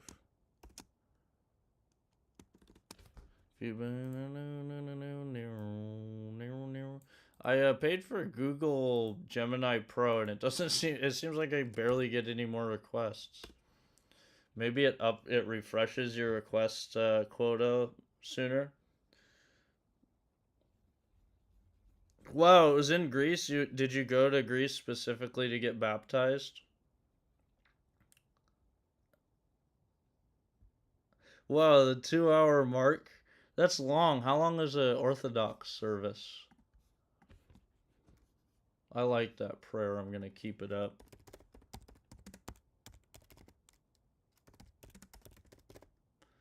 That's crazy. So really the split was the split of the Roman Empire. They never teach you that. They just teach about the Roman Empire split into East and West. And I still don't understand that whole thing, why it split into East and West. Sunday Orthodox 1.5 and 2 hours. When I was a kid, we used to go to one church, and then we changed to this other church because they had an express mass, which was 40 minutes, and the priest was a kook. I guess that's kind of a common theme with priests. How are your guys' priests? I've run into a lot of kooks. There's only one priest I ever liked, Father Alex. He was cool. And then I went to Father Alex to tell him the prayers we had learned, and I only knew the Our Father, and I thought I was going to be in trouble. And he says, "That's okay." That was the coolest thing about that after-school Catholic thing, is they had no power over you. They couldn't do anything. So I remember one time we were messing around in class, and I got sent to the principal, and she just said, "Okay, let's say the Hail Mary." And she said, "Okay, now go back and be good." And I was like, "That's it?" It's like totally opposite of most people's perception. Uh, Tiny two-person. Whoa, really? They have two-person churches? Wow, so have you guys both been to Greece? Obviously, Paprika has. Have you been to Greece, NGK?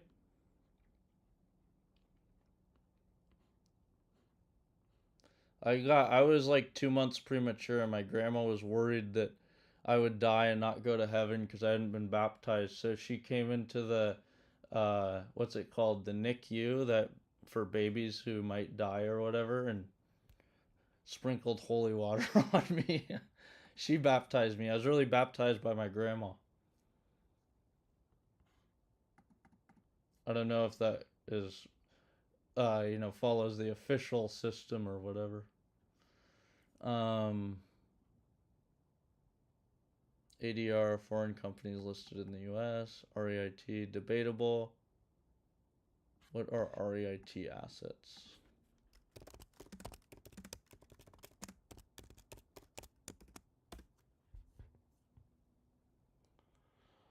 Income producing real estate properties.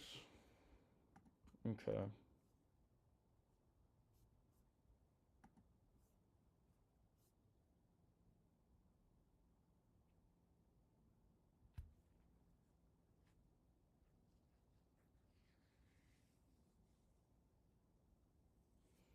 Okay.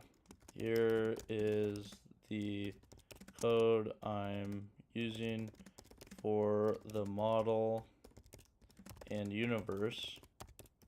Add a universe filter which filters out everything except common stock, ADR, and REIT.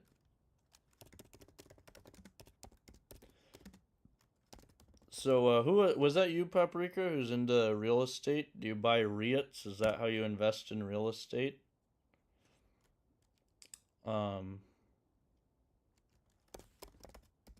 Common stock, ADR, and REIT.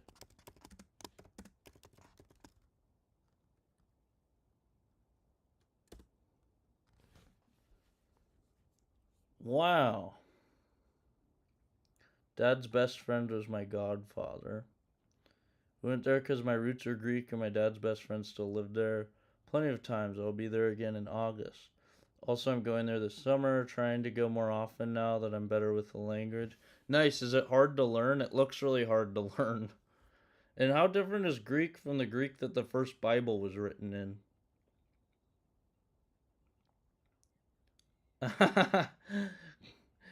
You're into corn futures? Wow, that's a lot of times. That's Greece has always been on the short list of places to go.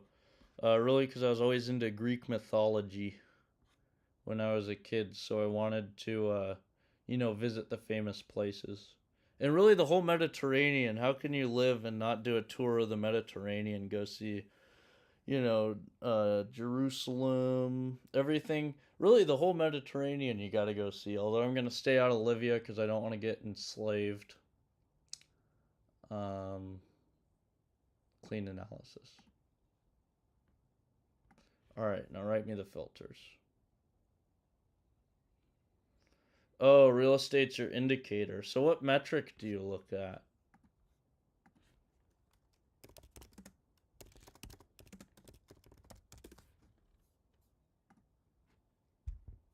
Oh, Zillow. Analyze property probability, profitability, risk, and valuation. Oh, no. Real estate market metrics.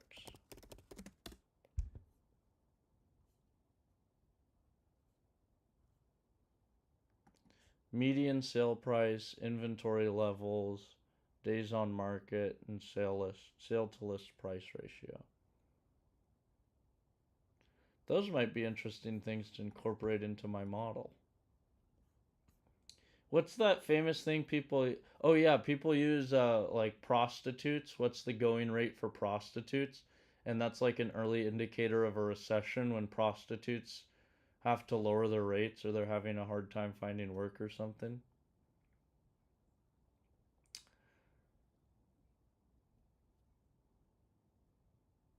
Oh, I don't even know what spoos and nas are. What are those?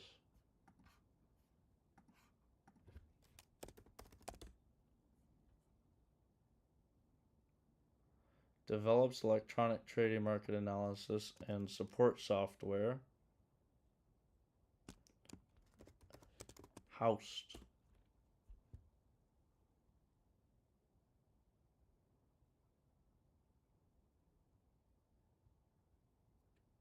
It streamlines by handling listing management. Wow, never even heard of it.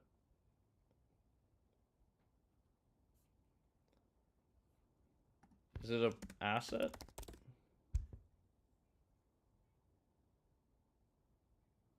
Or they give you use the pricing from house?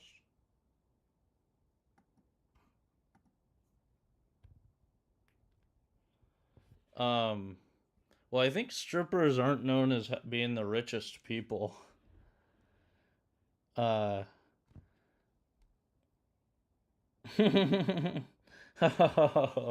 call it spoos?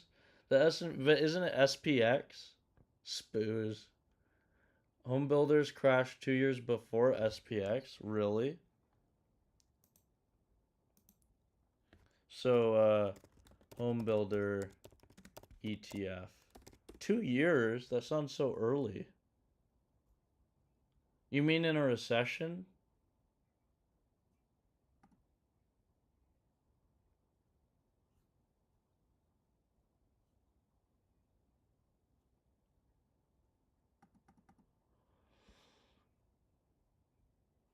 Okay. 2021. Total return was negative in 22. Positive in 23. Ooh, uh-oh. 68 to 2 to -5. Huh. I don't know what to make of any of this, to be honest. Spoos. Alright, so let's incorporate this. So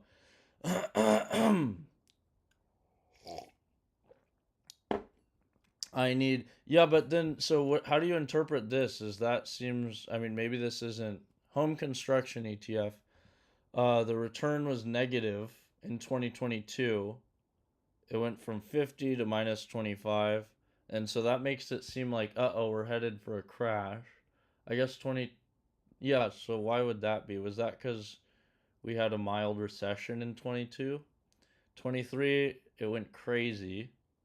24, it dropped down to close to zero. 25, it's negative so far. So that seems like we'll have a recession in 2 years, according to the 2-year rule. Real estate demand is the leading indicator of the economy. Trading view.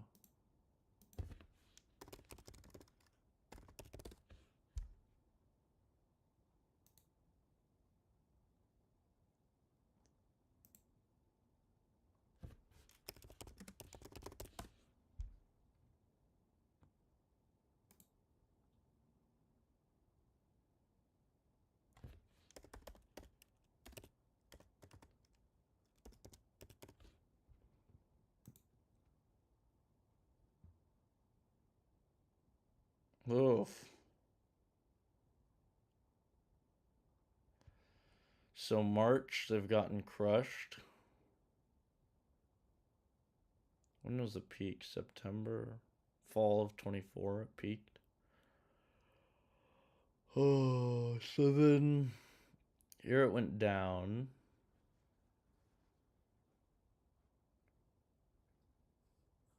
Yeah, I don't know what to make of this, but I need to focus. I added a security type filter that follows your existing filter pattern. It defaults to keeping only common stock, ADR, and REIT.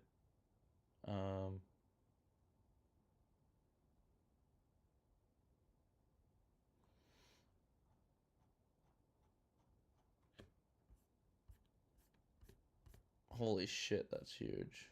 Oh, just calculate metrics, single filter, top liquidity filter, price filter, advanced stats filter, security type filter.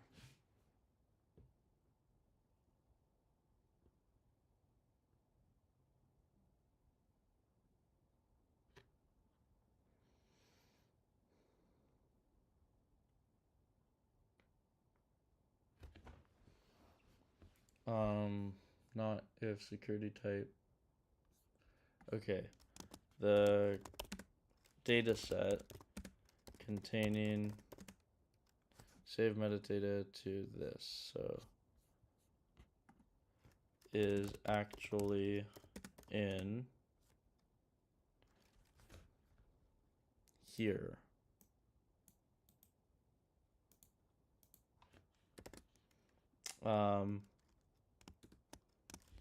The top of the data set looks like this. Measure the peaks to bottoms yourself. I'm talking end of cycle crashes, like when is the S&P does minus 50%. Okay, so I'm gonna have to zoom way out. S&P does minus 50% the only recent time. I guess COVID, that's gotta be an exception though, right? This has to be an exception.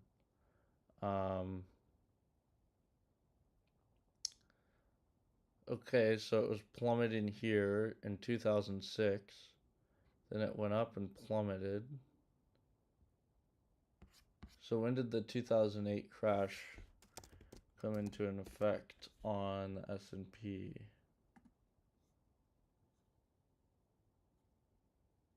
So S&P started flatlining mid 2007, started creeping down beginning of 08, and dropped off a cliff. Oh yeah, so you want the drop. When did it drop off the cliff? September 2008. Why does this data stop in 2006? Oh. So 2008 crash, you had a huge drop in 06. Mid 06. I mean, who knows what happened earlier in 06. But basically that was a year and a half before the S&P crash. And they dropped. So S&P crash was beginning of 08. 2150, it didn't even drop that much. Oh, it halved. So that's a significant drop. Dang, so if you bought there, $10 a share. I mean, home builders will never go away. 10x. 10x in 10 years, I guess, isn't that crazy.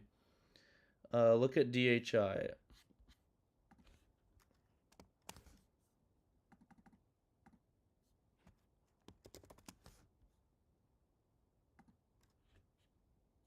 Wait, those are two different things. DR Horton, Dominion Holdings. What's PSC?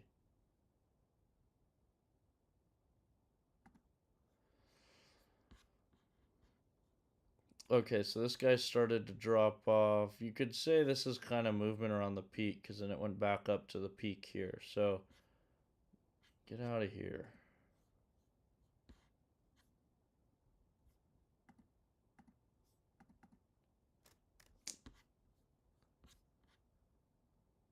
What is this again? DHI.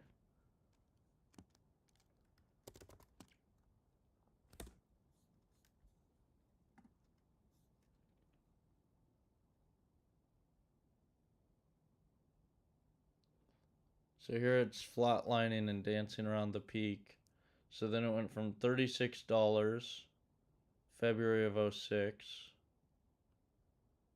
to $21. Almost 50%. Mid 06. So that should have been an obvious indicator the market was going to crash. Did the big short guys use that? Climb back up till early 27. So 06 to end of 07, it dropped. Beginning of 06 is 40 to end of 07. Oh my gosh. It dropped 12. Oh, maybe that's like a 70% drop. And that was before the S&P, the floor fell out of the S&P. Yeah, that's interesting. Oh, on TradingView, I don't want to sign up. I've signed up for so many things. I don't know why they want my, well, I know why they want my info. I don't want to give it to them. The top of the data set looks like this. Rewrite the code to account for this.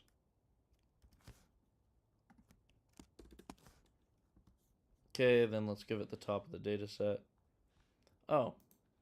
Okay. Oh.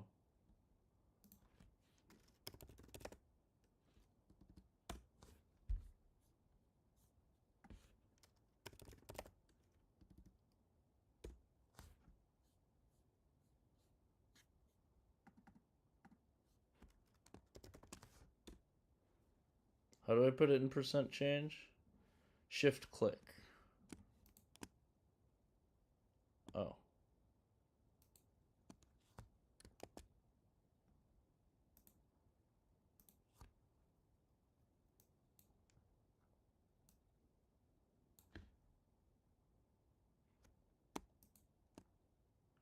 Hey, this is nice.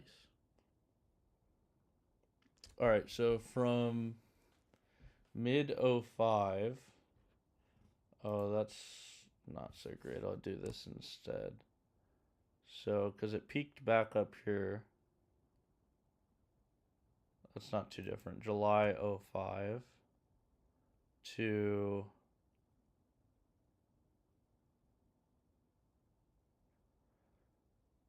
November 08. So we went before 8.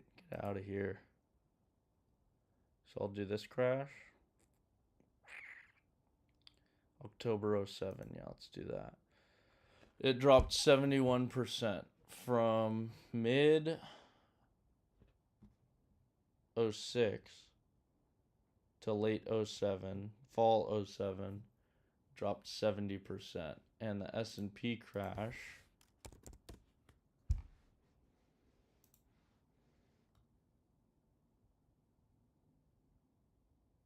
late 07, it started dancing down, but the big crash, yeah, it was fall 08. So 9 months later, the floor fell out. You can also click the plus at the top of the chart. Oh, good tips. Yeah, this is what my friend at work uses, is Trading View.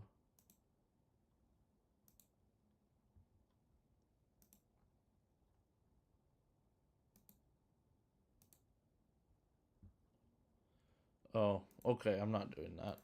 I'm avoiding signing up. If I keep using Trading View, then I'll sign up. Okay, so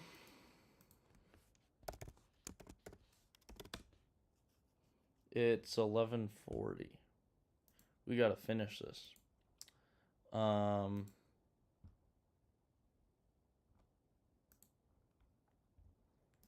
let's get back to business. So rewrite the code to account for this. Okay, I'm gonna get another Dr. Pepper real quick. Ow. Hey, boy.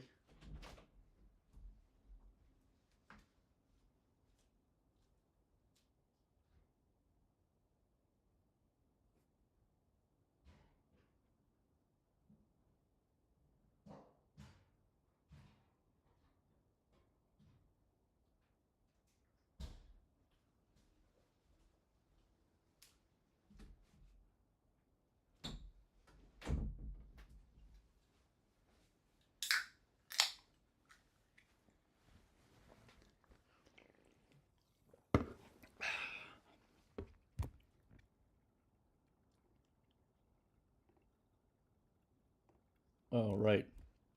It needs the top of the data set, so let's pull that up. Data slash Figgy tickers. Documents. Desktop. Work. Stock market tool. Data. Figgy tickers.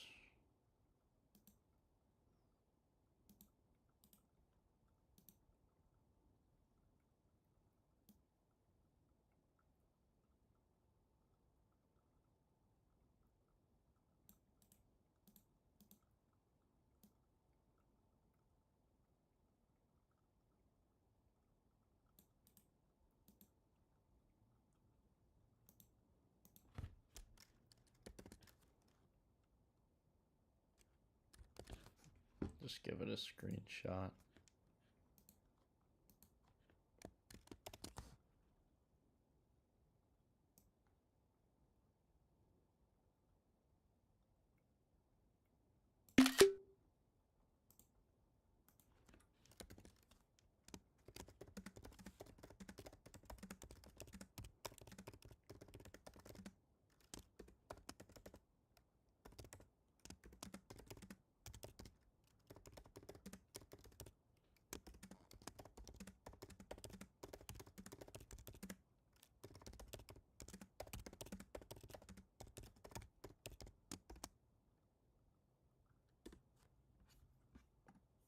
see where this is. Man, it's only at 17%, and it's been going for what, 2 hours? So if we're at 17% after 2 hours, probably gonna take 11 hours, maybe 12.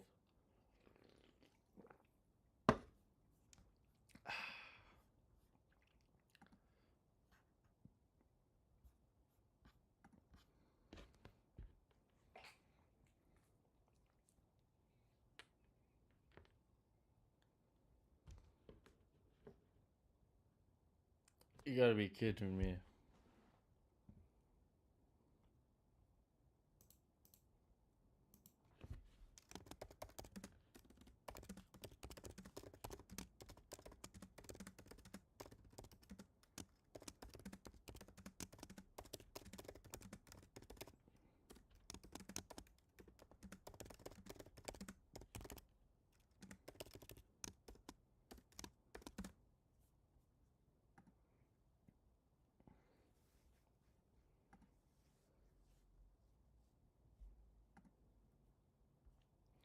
Options, stocks, rates, earnings. So in stocks, symbol.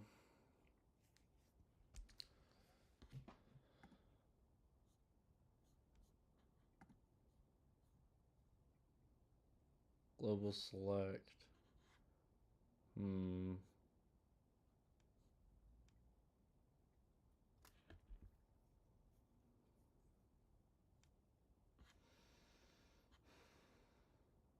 So what do these look like again? Common stock.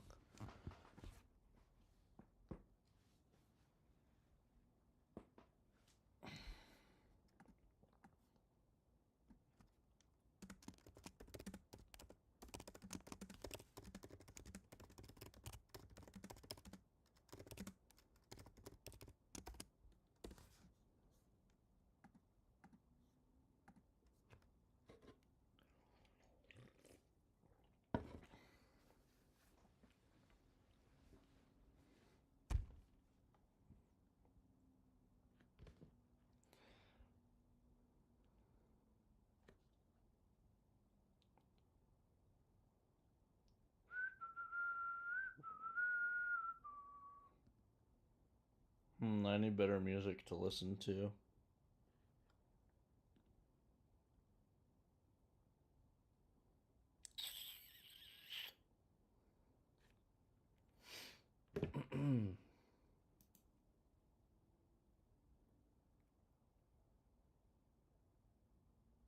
Oh, it successfully classified 7,000 tickers.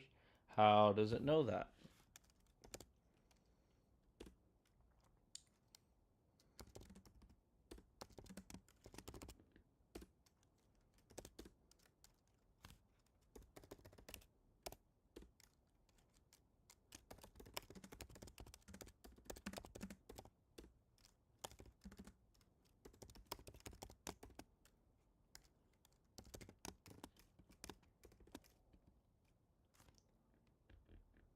Figgy.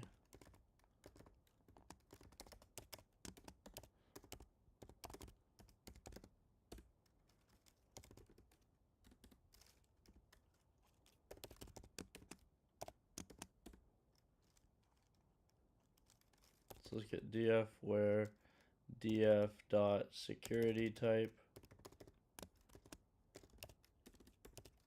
is equal to unknown.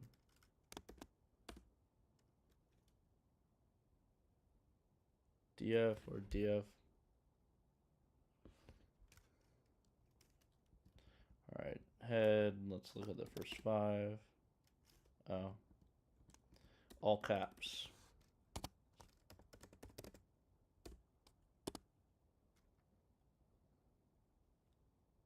Oh no. Seriously? Almost all of them are unknown?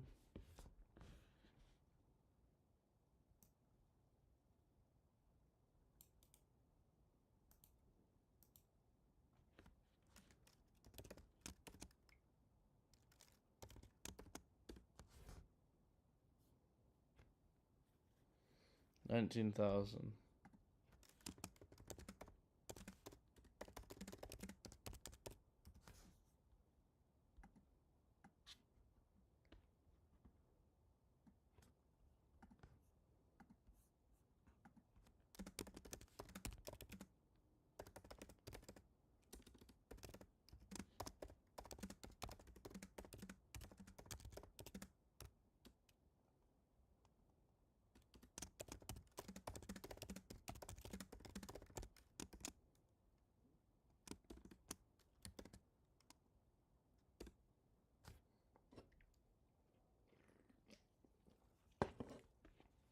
Oh, I shouldn't have said that. It's not most are unknown, but many are unknown. Too heavy will all float on, alright. Already will all float on, alright.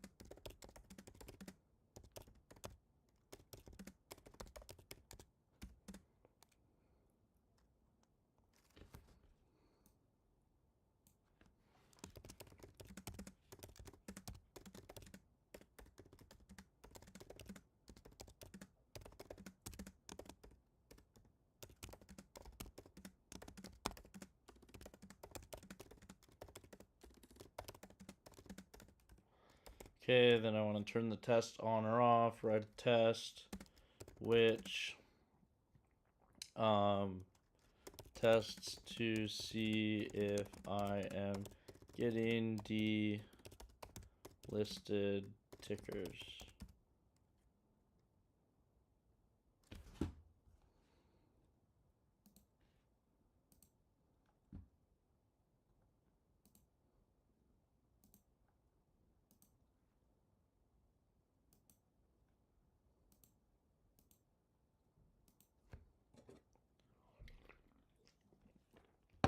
Windrose.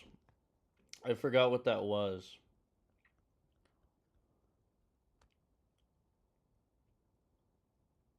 Oh, those guys. That was Paprika. You suggested Windrose. They did have some pretty good upbeat stuff.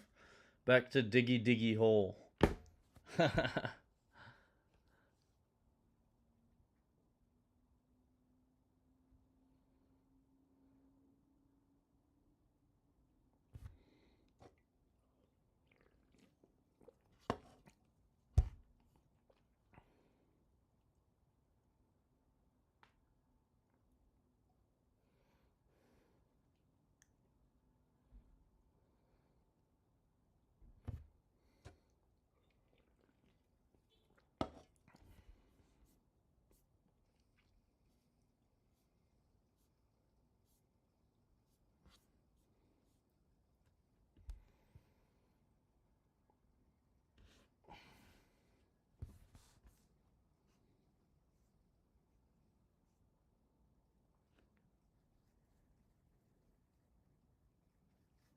Good.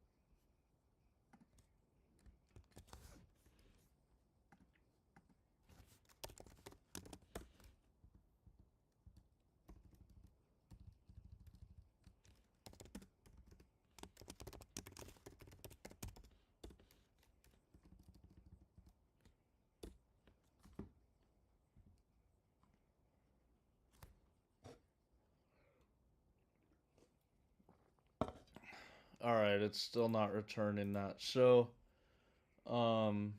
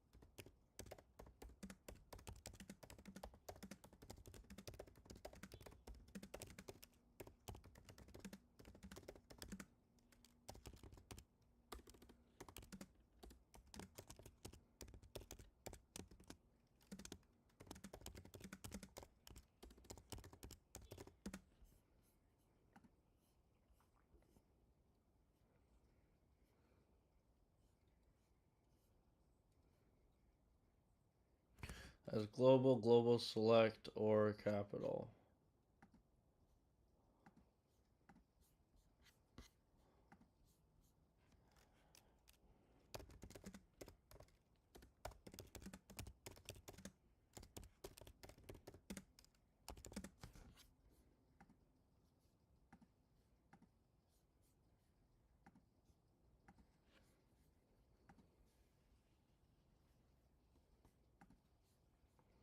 Global select, global, or capital.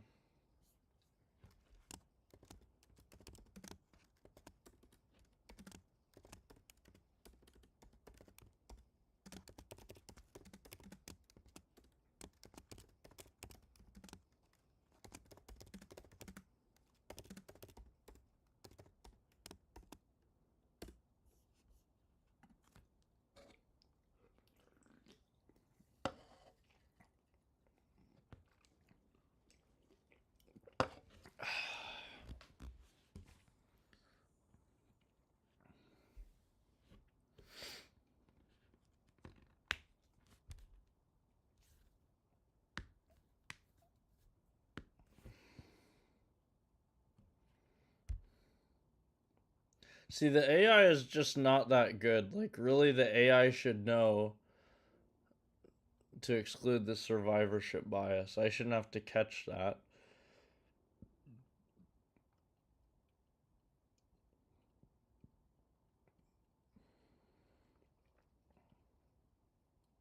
So, what if, AI is going to automate white collar jobs? It doesn't seem like it's really going to automate engineering jobs anytime soon. So, people who don't really do things at work, their jobs are going to get automated away.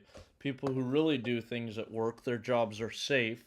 So that kind of makes AI seem like a bubble. All it's going to do is filter out the bullshit jobs, where people are doing bullshit anyway. So it's going to hurt the economy, but does it really have so much value? You still need engineers. Um,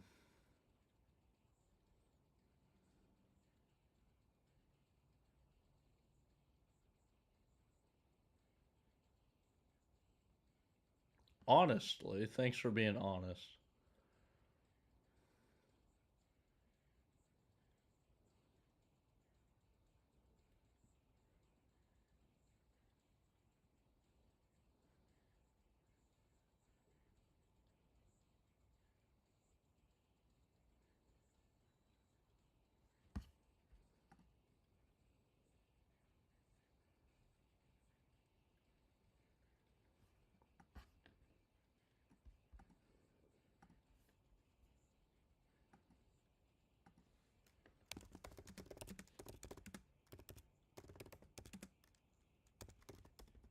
Okay, I'll just no, if it's only doing 25 requests per minute, it's gonna take forever. Still return still unknown for all. Um,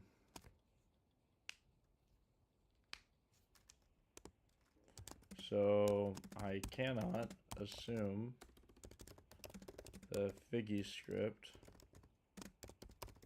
will work. It seems like it will return the same thing.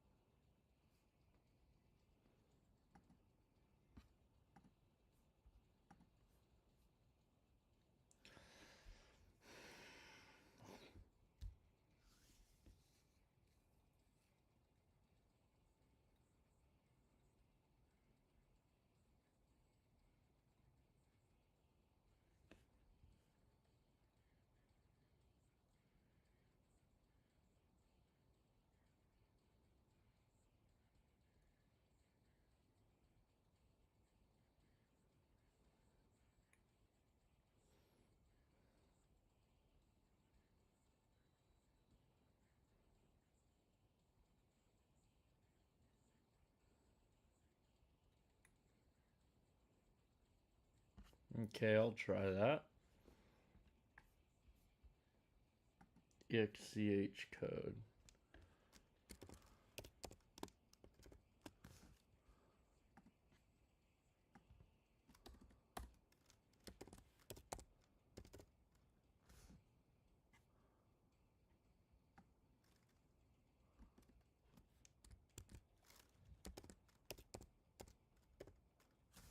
Okay. Save, and let's try the test again.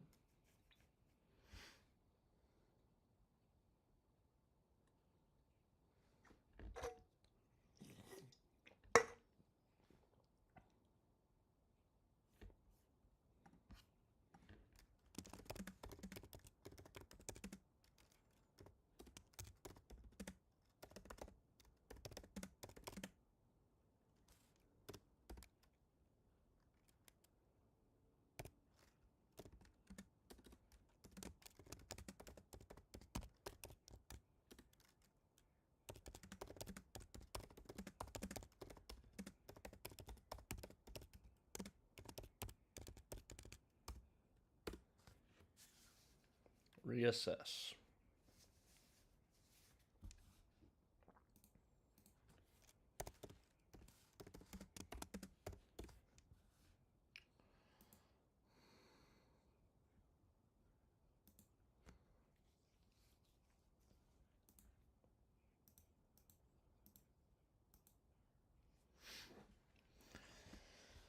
That's not a no. Oh. Um.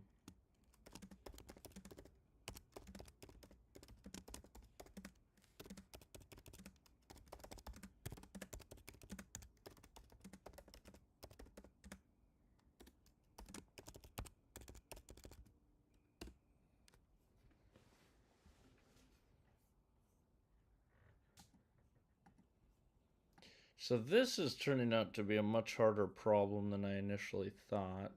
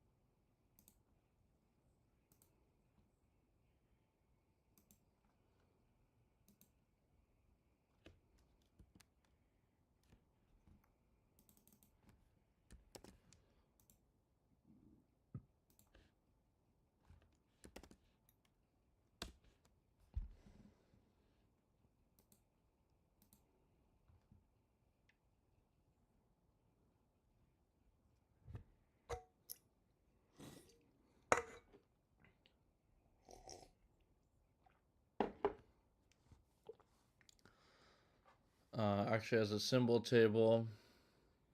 No, dopey.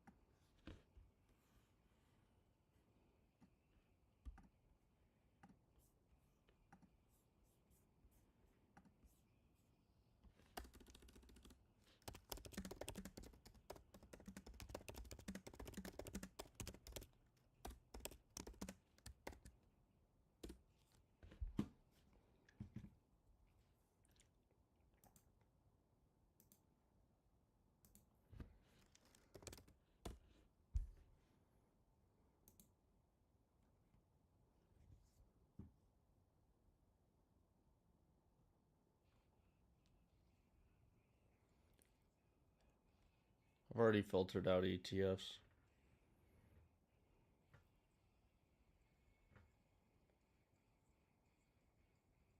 Whoa, Meta went down 8% today. Holy smokes.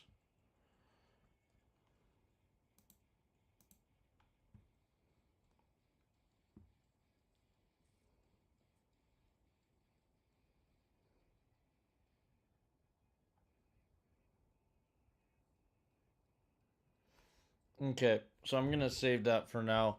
And end the stream for tonight. I'll be working on this tomorrow morning, so tune in then. Subscribe. Yeah, go to the GitHub, star it, watch it. Follow me on GitHub. Thanks for watching.